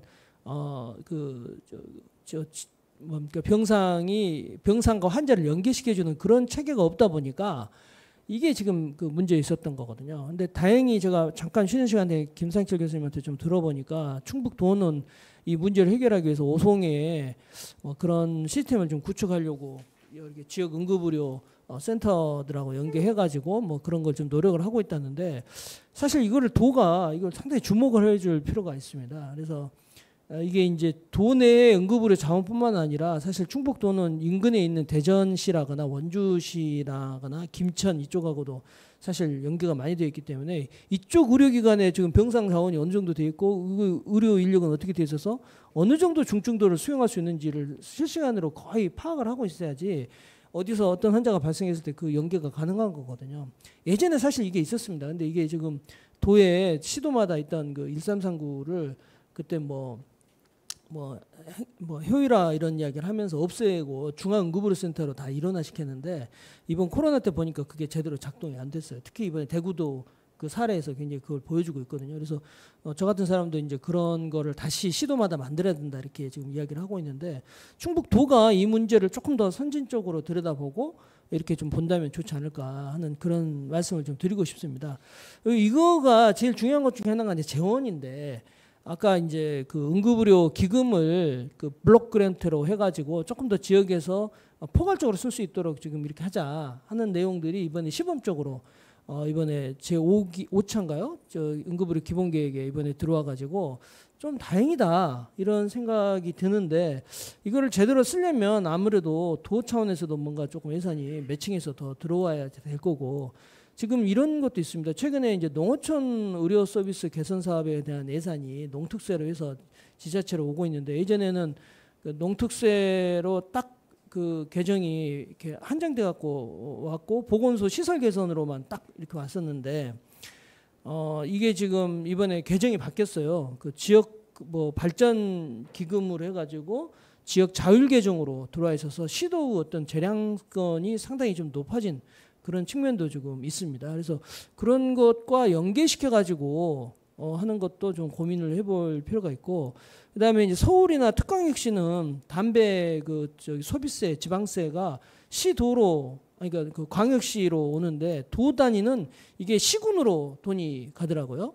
그래서 그 중에 일부를 좀 같이 이렇게 좀 그 지역 공공의료 기금이나 응급의료 이런 쪽에 좀 모아서 이거 도가 좀 이거를 좀 효율적으로 시군을 지원할 수 있도록 하는 그런 부분들을 좀 고민한다거나 하는 여러 가지 아이디어들을 좀 고민을 좀 해볼 필요가 있고 이런 것을 한번 좀 연구를 같이 해나가는 내용들이 있으면 더 좋지 않겠나 하는 생각을 하면서 제 토론을 마치도록 하겠습니다. 이상입니다. 네, 나백주 교수님 감사합니다. 그 공공의료에 대한 중요성을 오늘 많이 해주셨는데요. 뭐 아까 김상철 교수님께서 말씀하셨듯이 사실은 지역 의료를 보는 게 시장 경제의 논리로 바라본 건 아닌 건 맞는 것 같습니다. 그래서 이 지역 의료를 살리기 위해서는 결국 그 도와 도의회가 좀 전향적으로 보셔서 공공의료의 강화 측면에서 조금 많은 고민을 하는 게 결국은 의회와 그런 도의 존재 가치를 어떤 바라보는 도민의 어떤 생각이 아닐까라는 그런 생각을 해봤습니다. 다음은 일환경 건강센터의 류현철 센터장님께서 토론해 주시겠습니다. 네, 반갑습니다. 저는 일환경 건강센터에서 있고요. 저는 직업환경의학을 하는 의사입니다. 사실 저는 이쪽 전문가는 아닌데요. 이걸 주최하는 안전문화위원회에 있고 유일한 의사라는 의미에서 많이 잘해주신 게 아닌가 싶습니다. 이렇게 저는 주로 이제 전반적인 부분들에 대해서 좀 보면서 특히 오늘 나왔던 이야기들 중에 이제 스마트라는 개념들에 대한 이제 걱정과 우려를 조금 한번 보태야 될 것 같습니다. 이게 어쨌든 이게 전향적인 발전을 위한 이야기니까요. 사실 이 자리 이렇게 사람들이 많이 오신 거는 요즘 응급의료 관련된 선정적인 보도가 굉장히 많지 않습니까? 길거리를 떠들다가 응급실에 못 들어가고 환자가 사망했다 이런데 뭐 여러 가지 문제들을 이야기하는데요. 이게 너무 선정적인 보도를 해서 단순하게 책임을 전문직인 의사의 문제이다. 아니면 의료기관의 개별 의료기관의 이윤 추구 행태의 문제다. 이렇게 접근하는 문제도 사적인 문제로 보는 것도 문제이지만 또 한편으로는 이것을 국가의료체계 문제로 접근하더라도 의사중원, 공공의대 설립 이런 식으로 또 단순하게 환원시키는 것도 좀 문제라고 생각합니다. 이게 응급의료뿐만 아니고요. 소아청소년과 산부인과 이렇게 필수 진료 의료 부족한 것 그리고 의료 자원의 불균등 분포 이런 거 의료 접근성의 문제 의료 전달 체계 교란 이런 게 다 뒤섞여서 나타난 문제고 이거를 바라보면서 접근해야 되는데 이런 문제를 자꾸 선정적이고 단순화시키는 것들에 대한 걱정이 있습니다. 그렇지만 전문가가 아닌 입장에서 이런 문제들을 어떻게 고민해야 될 방식들이 좀 쉽지는 않습니다. 최소한 이제 이야기할 수 있는 것 자체는 뭐냐면 이 문제들이 건강보험에 있어서의 제도하고 수가 체계의 문제하고 그리고 압도적인 민간 우위의 의료시장 그리고 공급자 중심으로 창출된 의료 수요 그리고 이것 때문에 사실 의료 소비자들이 의료 전달 체계와 건강보험 체계에 대해서 왜곡된 인식을 갖고 있는 것 이것들 정도는 조금 짚어야 될 것 같습니다. 이게 응급의료에 대해서 로딩이 걸리는 게 사실은 실제로 중증 응급의료 외에도 다른 의료 체계에 대한 그리고 우리 전달 체계라든가 우리나라 의료 체계에 대한 의료 소비자들의 인식 왜곡도 사실 영향이 있거든요. 그래서 저는 이 자리가 굉장히 그 국가 서비스 중에 가장 핵심적인 서비스 중에 하나는 뭐 국방이나 안전 이런 것도 있지만 응급의료 서비스는 되게 핵심적이라고 생각합니다. 그래서 이런 모색을 하는 건 굉장히 중요하다고 생각이 들고요. 우리 김상철 교수님께서 발제해 주신 내용 아주 잘 봤습니다. 저도 잘 몰랐던 부분이고 잘 봤고요. 그래서 뭐 지금 현재 충북 사항도 잘 들었고 그리고 중앙응급의료 기본 개헌하고 중국 응급의료 거버넌스 구축에 대한 제안도 굉장히 귀 기울여 드려야 될 것 같습니다. 다만 이제 저는 이러한 문제들 자체에서 보건의료 정책을 선정하는 데서 우선순위의 결정들이 대단히 중요하다라는 거고요. 그리고 오늘 이야기 나왔던 스마트 의료를 도입하는 것 자체는 의료 시스템의 효율성을 높이는 아주 효과적인 제도이긴 하지만 과연 기본적으로 인프라로서 의료 인력과 기관의 적정성을 유지하는 것들하고 동등한 레벨의 수준으로서 가야 할 수 있는 문제냐라는 고민이 좀 있습니다. 무슨 이야기냐면 우리나라가 여러 가지 제도 토론과 정책 토론을 했을 때 굉장히 중요한 본질적인 문제들, 인프라를 구축하는 문제 중에 가장 핵심적인 인력 구축을 하는 문제들을 하고 이것들이 되게 중요한데 자원과 재원의 문제를 이렇게 들면서 나머지 문제들, 예를 들면 효율성이나 구조를 좀 정상화에 도움이 되는 스마트 이런 얘기를 많이 하죠. 그 다음에 또 다른 여러 가지 보조적인 장비들 그 다음에 이런 이야기를 쭉 하면서 이거를 우선순위를 확실하게 결정해 놓지 않게 되면 나중에 되면 이것이 동등한 레벨로 가게 되면서 제일 중요한 문제는 빠지고 살아남는 것들 자체만 계속 진행하는 경과를 보게 됩니다. 이거는 특히 이제 공공이 부담해야 될 수준이 굉장히 높은 과제들 자체들은 어느 순간 사라지게 되고 일정 정도 민간 시장이 의탁해가지고 잠재적인 이윤 획득이 가능한 부분에 있어서는 계속 추진되는 경우가 많죠.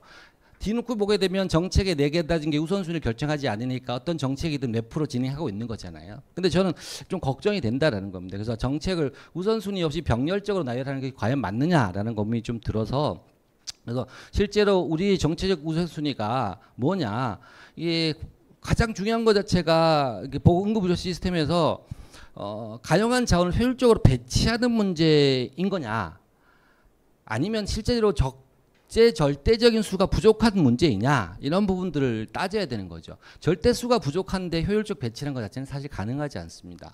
그래서 좀 불편하실 수 있으시겠습니다만 아까 통계나 이런 거 여러 가지 스마트 리빙 랩이라고 저는 생각하는데 리빙 랩은 좀 다른 개념에도 다시 말씀드리겠습니다. 이제 앱에서 응급하게 그 2분 내인가요? 대답한 것들 다투러 찍어봤는데 그거는 그렇게 찍으면 사실은 알 수가 없는 겁니다. 가장 중요한 문제는 중증 환자가 얼마만큼 호출을 받고 호출을 못 받았느냐 문제를 구분해서 봐야죠.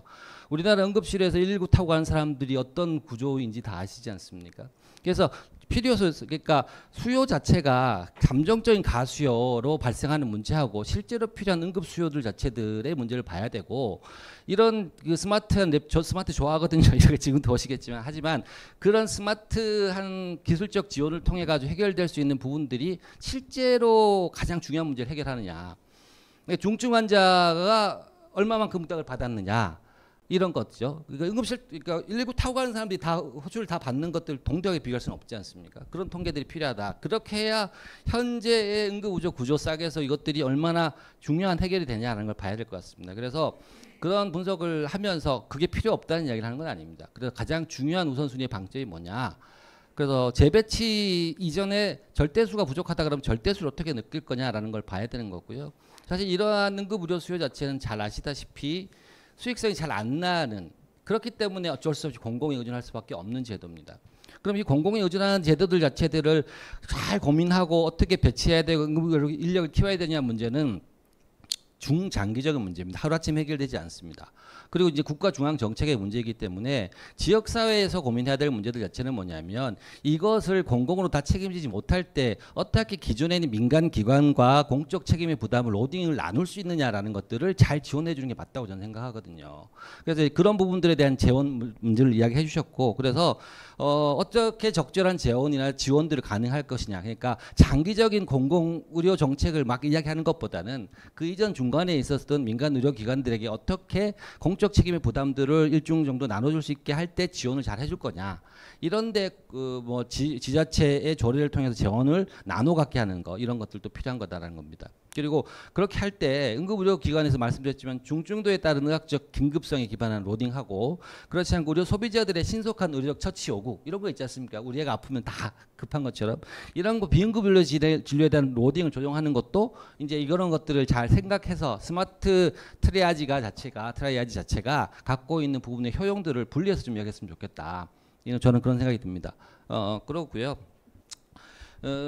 아까 이제 리빙 랩이라고 알고 있는데 저는 리빙 랩은 이제 실제로 지역 사회에서 실천하는 실용화되는 이제 살아 돌아가는 실험이라는 뜻입니다. 그러니까 보통 실험실에서 이루어지고 있는 랩에서 실험되는 것들하고 달리 어떤 기술 혁신이라든가 제도 혁신을 통해서 주민들의 참여를 전제로 해서 만들어지고 시도되는 실험들 자체 사회에 살아있는 세계를 리빙 랩이라고 그럽니다. 근데 이제 그 리빙 랩이라는 것 자체는 여러 가지 핵심적 의미가 있습니다. 그렇지만 가장 중요한 문제는 이것도 실험이기 때문에 실험인 것 자체는 고도 윤리성이 필요하고 그래서 이 실험이란 거에 대해서는 응급의료와 같은 절대적인 문제들이 있는 것들 자체는 보통 랩으로 하기는 어렵습니다. 리빙 랩이라더래요.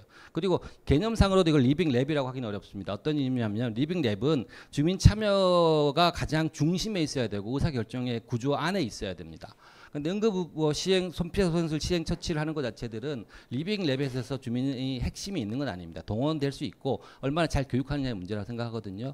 그래서 교육을 잘하는 건 대단히 중요합니다. 그래서 교육은 늘리는 게 대단히 좋은데 교육의 문제도 실제로 이제 응급처치 교육을 받았다는 게 중요한 게 아니지 않습니까? 할 수 있어야 되는 거 아닙니까? 교육의 목적은 지식의 전달이 있고 동기의 부여가 있고 행동의 변화까지가 있습니다. 응급의료에 대해서는 사실 행동의 변화가 가장 핵심적인 거가 되겠죠. 그렇다면 교육을 하라는 게 중요한 게 아니고 어떻게 양질의 교육들을 제공할 수 있고 어떻게 거기에 대한 교보제나 인력들을 배치할 수 있느냐는 문제까지 고려해야 되는 거죠. 남성분들 다 아시겠지만 예비군 훈련 때 맨날 합니다. 교육합니다. 예비군 훈련 때 응급 CPR 교육 받았다고 할 수 있는 거 아니거든요. 그러면 이제 그런 양질의 인력들을 어떻게 구축하고 배치할 수 있느냐라는 것들을 잘 살폈으면 좋겠다라고 생각이 듭니다. 그래서 열심히 준비하고 계시는 데에 대해서 제가 죄를 뿌리겠다는 게 아니고요. 중요한 지점을 고민해야 된다. 마지막으로 말씀드리고 싶은 것 자체는 스마트라는 이야기는 굉장히 좋은 이야기이긴 합니다만 그것이 우리나라에서 적용될 때 예를 들어서 있습니다. 서빙 로봇이 등장하게 되면 실제로 일하는 사람들 일자리를 잃습니다. 그럼 이런 스마트 앱이 개발 자체가 갖고 있는 것 자체는 기존의 구급 구조 소방 인력들 자체들의 이 업무의 효율성을 높여주는 제도가 돼야 되는데 인력을 늘려야 된다. 인력들을 늘려야 되고 효과적으로 운영하기 위해 대해서 실제로 인력을 늘려야 됨에도 불구하고 그것 대신에 마치 이런 스마트 구조 스마트 장비들 자체가 역할을 할 수 있을 것처럼 오용될 우려들도 항상 고민을 해야 된다고 생각이 듭니다. 그런 부분 몇 가지 지적들을 말씀을 드리고요. 애써주신 노력들은 제가 여전히 잘 봤고요. 앞으로도 뭐 좋은 성과들 이룰 수 있도록 사회적 여러 가지 논의가 됐으면 좋겠습니다. 마치겠습니다.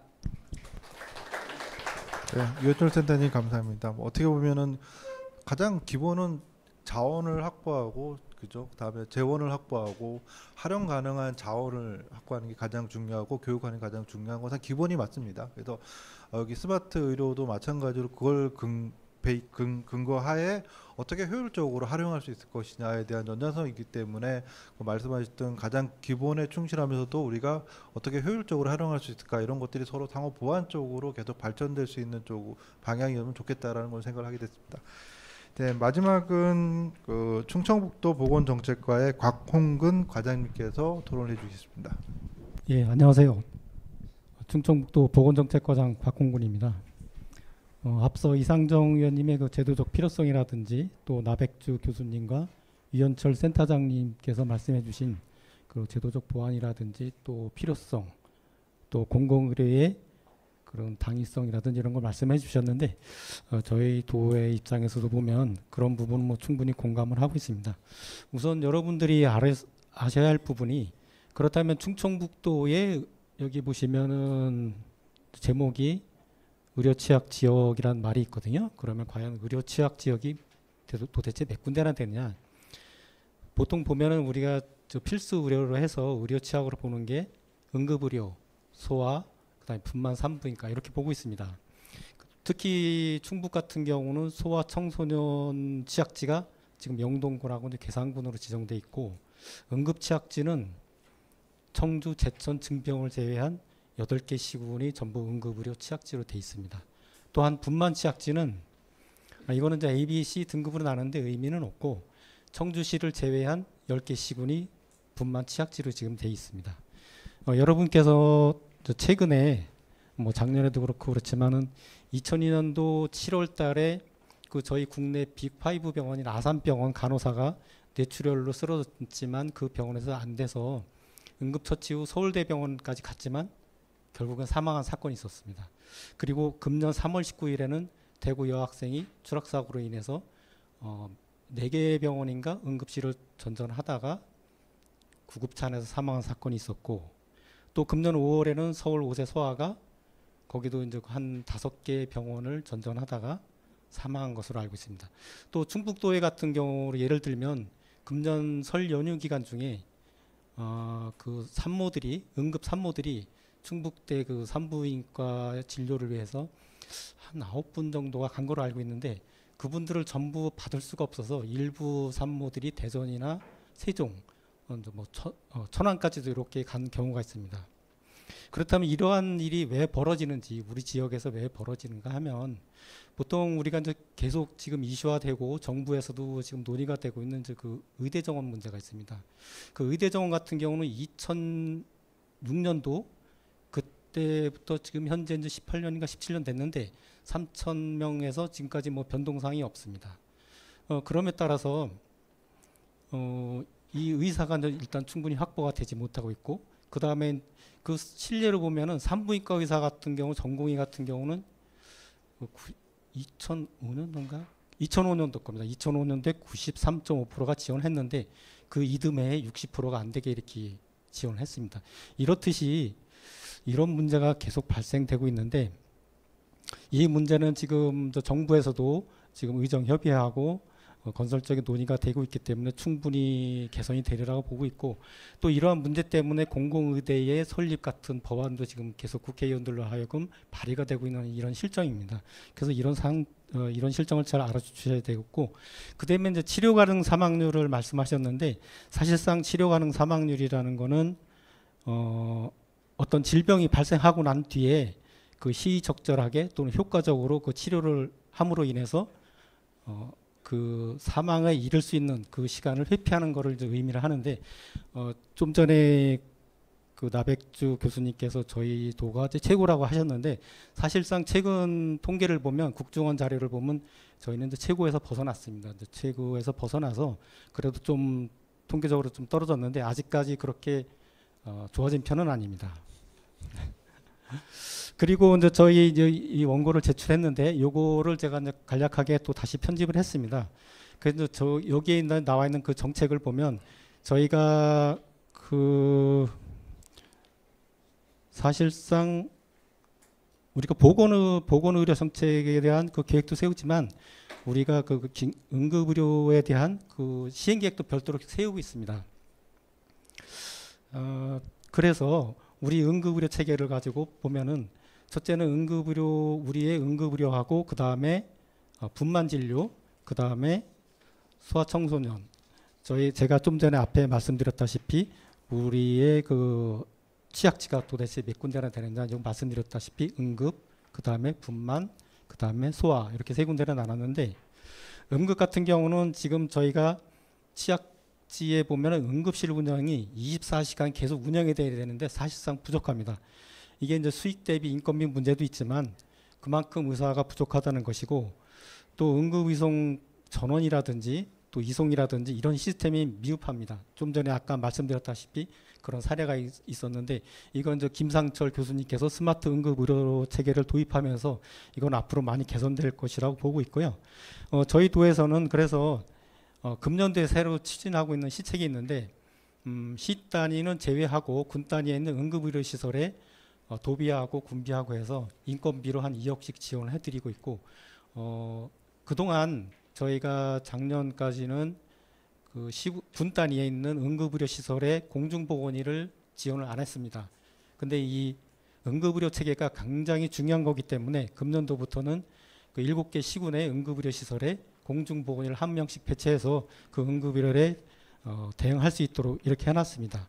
그리고 이에 따라서 또 지금 우리 그 스마트 응급의료 관련해서 응급의료 조례를 제정한다든지 또 응급의료 지원단을 설치할 계획을 가지고 있습니다.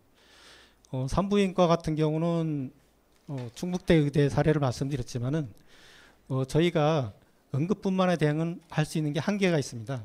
왜냐하면은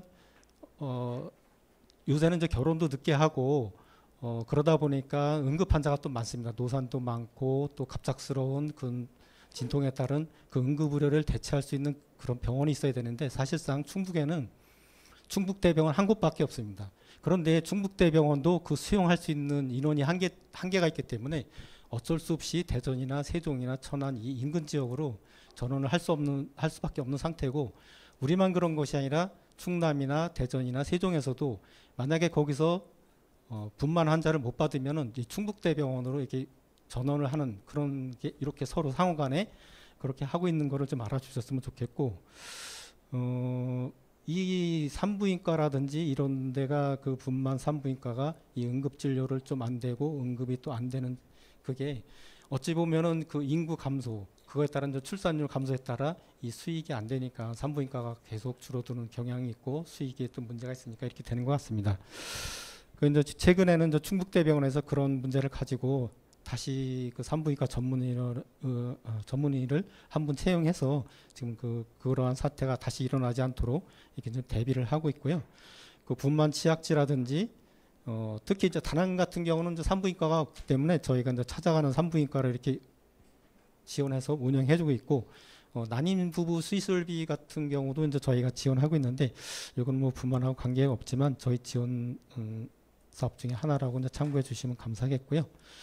소아 진료 같은 경우는 저희가 소아 청소년 의료 취약지가 영동화 계산하고 있는데 저희가 다시 조사를 해보니까 단양도 이 소아 분야가 그 소아 환자가 발생되면 치료할 수 있는 그런 의료기관이 없다 그럽니다. 그래서 금년 7월부터 충주 의료원하고 해서 저희가 단양군에 주 2회 정도 1회에서 2회 정도 소아 청소년과 전문의가 거기 가서 순회 진료를 하는 거로 했습니다. 그리고 지금 거기에는 또 충주 의료원에서 찾아가는 산부인과도 운영할 계획이고요. 또 소아 청소년과 같은 경우는 보훈이 거기도 취약지인데 거기 같은 경우는 저희가 별도로 또 예산 지원해주고 있고 야간 달빛 어린이 병원도 운영을 해주고 있는데 아직까지도 저희가 소아 전문에 대해서는 좀 많은 문제가 있습니다. 저희 좀 전에 그리고 또 하나 제가 부연 설명드리고 싶은 거는 이 치료 가능 사망률과 관련해서는 처음에 지사님이 오셔서 의료비 후불제를 말씀하셨을 때 이게 이 생각을 왜 하셨나 보니까 제가 이제 그 설명을 들어보니까 그거더라고요. 충청북도의 치료 가능 사망률이 전국 1위다. 1위였습니다. 사실. 이런데 최근에 이제 떨어졌는데 이거를 개선할 수 있는 방법이 뭐냐. 왜 아프면 병원에 가지 그거를 계속 참고 기다리고 그러느냐. 문제가 뭐냐. 보니까는 치료를 받을 수 있는 이 돈이 없다, 목돈이 없다 이런 취지에서 의료비 후불제를 하게 된 겁니다. 사실상 저희가 몸이 아프면 어디 한 군데 다리가 아프다 아니면 어디 한 군데 팔이 아프다 그러면 발의 치료를 하면은 정상으로 돌아올 수가 있어요. 그런데 이 나이 드신 분들이나 취약계층 같은 경우는 몸이 아프면 병원을 못 가고 안 가요. 목돈이 없어요. 일시적으로 목돈을 마련해서 가야 되는데 그렇게 할 수 없으니까 한쪽 다리가 고장나면 바로 병원에 가는데 못 가니까 계속 방치하고 돈이 모일 때까지 기다리다 보니까 왼쪽이 아프면 오른쪽이 아파지는 거고 그렇게 아픈 게 몸에 불균형이 이루어지면 전체적인 몸에 이상이 오는 거거든요. 그런 문제점이 있기 때문에 이 의료비 후불제를 도입해서 저희가 현재는 이제 6대 질환에 대해서 하고 있지만은 지금 이제 복지부하고 협의를 통해서 전체 질환으로 확대시킬 계획을 가지고 있습니다. 하여간 저희가 공공의료라든지 취약지 응급의료라든지 또 치료 가능 사망률에 대해서는 누구보다 많은 관심을 가지고 노력하고 있다는 것을 알아주셨으면 감사하겠습니다. 네, 이상입니다. 네, 곽홍근 과장님 토론 잘 됐습니다. 충청북도가 지금 닫혀 있는 그 어려움 이런 것들에 대한 지금 해결하기 위해서 다양한 시도하고 있는 정책들을 다 설명해 주셨고 그만큼 또 고군분투하고 있다는 그런 좀 느낌을 받았습니다. 네. 일단 지정된 네 분의 토론은 일단 끝났고요. 여기 플로어에서 계신 분 중에서 질문하고 싶거나 이렇게 얘기하시고 싶으면은 손을 들어서 예.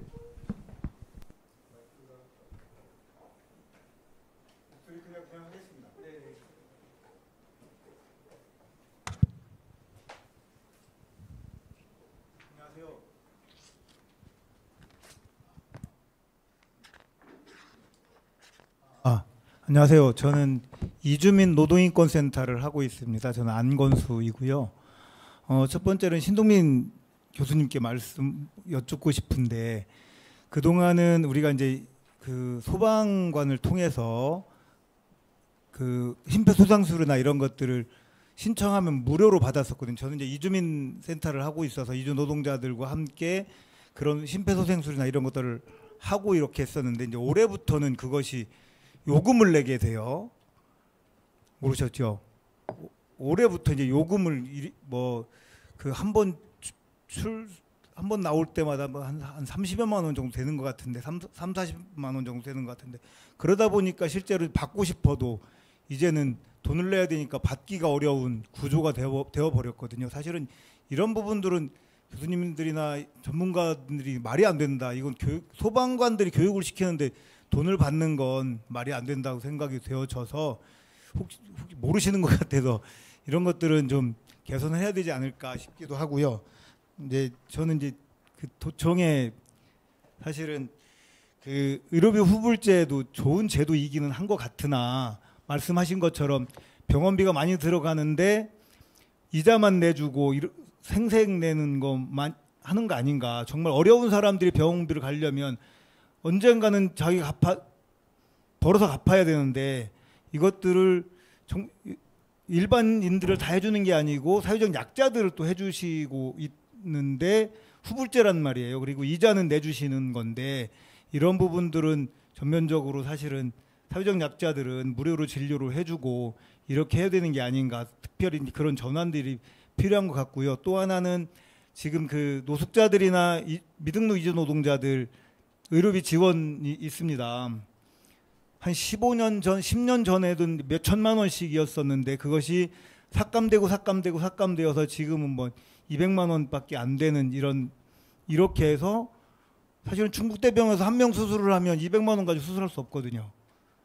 한 명 수술하면 몇 천만 원씩 가고 이렇게 하는데 1년 예산이 의료원과 충북대병원에서 미등록 체류자들이 아파서 수술을 하고 아니면 입원을 하고 이러면 200만 원, 1년 예산이 200만 원이면 하지 말라는 거거든요. 이것도 도예산이 아니고 보건복지부 예산을 신청하면 받을 수 있는 돈인데 이런 돈들을 충청북도가 그렇게 자꾸 예산을 낮추다 보니까 이걸 안 하고 싶은 건가? 하고 싶지 않으니까 몇 천만 원씩 가던 것들이 자꾸 줄어서 이렇게 가는 건 아닌가? 그래서 노숙자들과 미등록 이주민들에 대한 의료비 지원이나 이런 부분들이 자꾸 삭감되어 있어서 이런 부분들을 좀 개선을 했으면 좋겠다는 생각이 있습니다. 네, 첫 번째 제가 답변을 드리겠습니다. 그 소방에서 돈 받는 거는 잘 모르겠지만은 저희들한테 신청하면 저희들은 무료로 해드리겠습니다. 그러니까 걱정하지 마시고 신청해 주시면 저 얼마든지 날짜 잡아서 해드리겠습니다. 걱정하지 마십시오. 예, 감사합니다.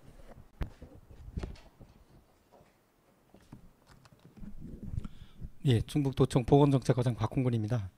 조금 전에 말씀하신 그 의료비 후불제, 이거는 그 의료 취약계층이라든지 이런 분들한테 장애인이라든지 이런 분들한테 의료비를 지원을 해주니까 전액 무료로 해주어야 되는 거 아닌가 이렇게 말씀을 하셨는데 사실상 저희가 그런 부분을 고민을 안 한 건 아닙니다. 다 고민을 했었고 아시겠지만 국가에서 이 취약계층이라든지 장애인이라든지 이런 분들한테 국가에서 별도 예산 지원해 주는 게 또 있습니다. 그거는 전액 무료인데 사실상 의료비 후불제를 이용하시는 분들이 어떤 분들이냐면 저희가 이제 병원에 같이 직접 모니터링을 해봤는데 첫 번째 취약계층이나 장애인분들이 병원에 가서 진료를 뭘 받고 싶다. 그럼 국가에서 300만 원까지 무료로 해주는 게 있습니다. 그거를 지원받고 그거게 안 됐을 경우에는 후불제를 이용을 하시거든요.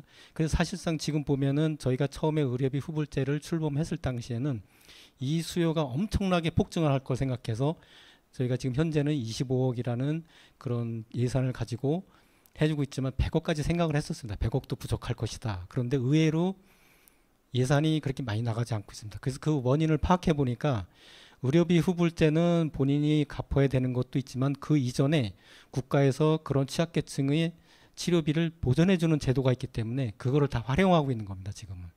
그리고 이 의료비 후불제라는 거는 사실상 어떻게 보면은 내가 치료를 받고 이 돈을 갚음으로 인해서 그게 다른 데 쓰이는 게 아니고 내가 치료를 받고 그 돈을 갚으면 옆에 분이 그 혜택을 보는 거거든요. 그럼 그 혜택을 본 거에 그분이 또 갚으면 또 다른 분들이 혜택을 보고 이렇게 선순환 쪽으로 돌아가는 거기 때문에 이게 물론 무료로 전부 해주면 좋겠지만 그런 부분에 있어서는 아니라고 생각하고 그 다음에 두 번째 문제가 뭐냐면 그렇게 되면 의료 체계 자체가 붕괴가 됩니다. 우리나라에 있는 그 보건의료 정책이 얼마나 잘 돼 있습니까? 건강보험이라는 게 우리나라처럼 잘 돼 있는 나라가 없거든요. 다른 나라에서 보면 그렇게 잘 돼 있는데 그럼 건강보험 자체라는 게 잘못하면 붕괴되고 지방자치단체에서 그렇게 함으로 인해서 우리나라 전체적으로 그게 파급 효과를 미치는 것도 좀 생각을 해주셔야 됩니다. 그렇게 되면은 어떻게 되겠어요? 진짜 큰일 나는 거죠. 네.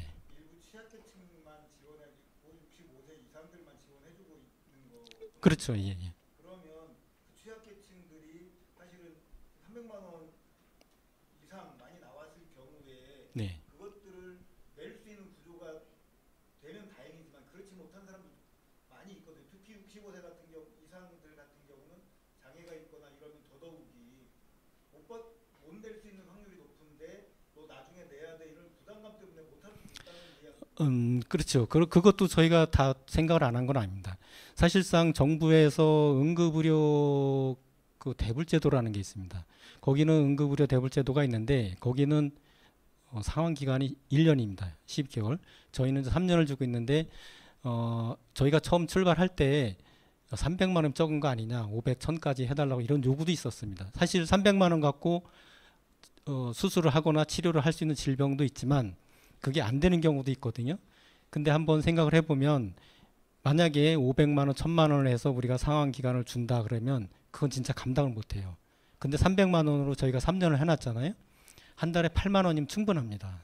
그게 어느 정도 지금 그래서 저희가 의료비 후불제 지금 한 거의 300명 가까이 되는데 체납하시는 분이 한 분 계세요. 그거는 지금 이 의료비 후불제를 이용하시는 분들도 이 후불제에 대한 취지를 생각을 하고 계신 거고 또 이거에 대해 부담감을 덜 느끼고 있다는 거거든요. 만약에 부담감을 가지고 계셨다면 이게 아마 체납하는 게 50% 이상 나왔을 텐데 한 명밖에 안 돼. 300명 중에. 그 정도로 보면은 이거에 대해서 그렇게 뭐 크게 부담감을 느끼는 것 같지는 않고 뭐 그런 부분도 있겠죠. 예, 그런 부분도 있겠죠. 물론 없다고는 볼 수 없습니다. 근데 저희가 정책을 할 때는 그런 걸 다 수용을 할 수 있으면 좋은데 수용을 못 하니까 저희도 안타까운 건 있지만 그래도 그런 부분은 좀 이해를 해 주시고 이 제도가 시범 사업이기 때문에 또 평가를 하고 또 어떤 보완점을 계속 모니터링을 하고 있으니까 보완점을 마련해서 그런 부분 하나하나 개선해 나가면 더 좋은 제도로 이게 발전되지 않을까 이렇게 생각하고 있습니다. 예, 감사합니다. 네. 또 그 나머지 좀 그거 이 노숙자라든지 미등록 이주 노동자 의료비 지원 같은 경우는 좀 전에 그거하고 이제 같이 맞물리는 겁니다. 국가에서 그 무료로 지원해 주는 것도 있고 또 많은 지원 제도가 있기 때문에 국가나 이제 지방자치단체에서도 이런 부분은 점차 줄여가는 추세로 알고 있습니다. 그래서 이 부분은 저희가 좀 더 연구를 해봐야 될 것 같고 이거에 대해서는 어떤 보완 대책이 있는지 저희도 다시 한번 생각을 해봐야 되겠습니다. 30억 예산이 있는 겁니다. 네. 30억 예산이 있는 건데 충청북도가 자꾸 줄여가고 있는 거거든요. 30억에서 그래서 지금 많이 쓰는데 부산 같은 데는 뭐 2억, 3억씩 쓰고 있거든요. 네, 알겠습니다. 네. 주제가 있고 시간이 조금 지나서 자세한 건 끝나고 좀 말씀하시고 또 오늘 원래 주제였던 이 스마트 응급의료 서비스 관련된 또 질문하시실 계시면 좀 손을 들고 하시면 되겠습니다. 그러니까 저희가 예정된 시간을 조금 한 10분 정도 넘긴 했는데요. 다른 질의 없으시면은 이제 제가 마무리 멘트 하도록 하겠습니다. 어쨌든 오늘 저기 전문가 세 분의 발제와 네 분의 지정 토론자들 오늘 참석해 주셔서 감사드리고 플로어에 오셨던 분들도 감사드리겠습니다. 제 주제 자체가 이 스마트 응급 의료 서비스로 했는데 사실은 목적은 이 저희 충북도의 의료 문제, 의료 안전 확보를 효율적으로 하기 위한 그런 것을 제안하는 하나의 방법론에 있는 거고 이게 지금 일부 시범 사업을 통해서 몇 가지 효과를 보고 있긴 그런 주제이긴 합니다. 그리고 또한 생각해 볼 것은 아까 유현철 센터님 얘기했듯이 가장 기본적인 문제부터 먼저 고민하고 그 기본적인 문제와 어떻게 효율적으로 충분한 자원을 확보해서 가용한 자원을 확보해서 효율적으로 이용할 것이냐의 문제가 결합을 하고 그런 문제를 또 지원할 수 있는 그 여기 계신 분들의 관심과 그다음에 의회에서 의회와 도에서 추진해 주신 조례 개정 이런 걸 통한다면은 지금보다도 내년에도 나고 내년보다도 또 더 후년에 나을 수 있는 그런 의료 정책으로 나갈 수 있지 않을까라는 좀 생각이 들었습니다. 이상 오늘 여기 2시간 동안 장기간 포럼에 참석해 주셔서 감사드리고 오늘 포럼은 여기서 마치도록 하겠습니다. 모두 감사드리겠습니다.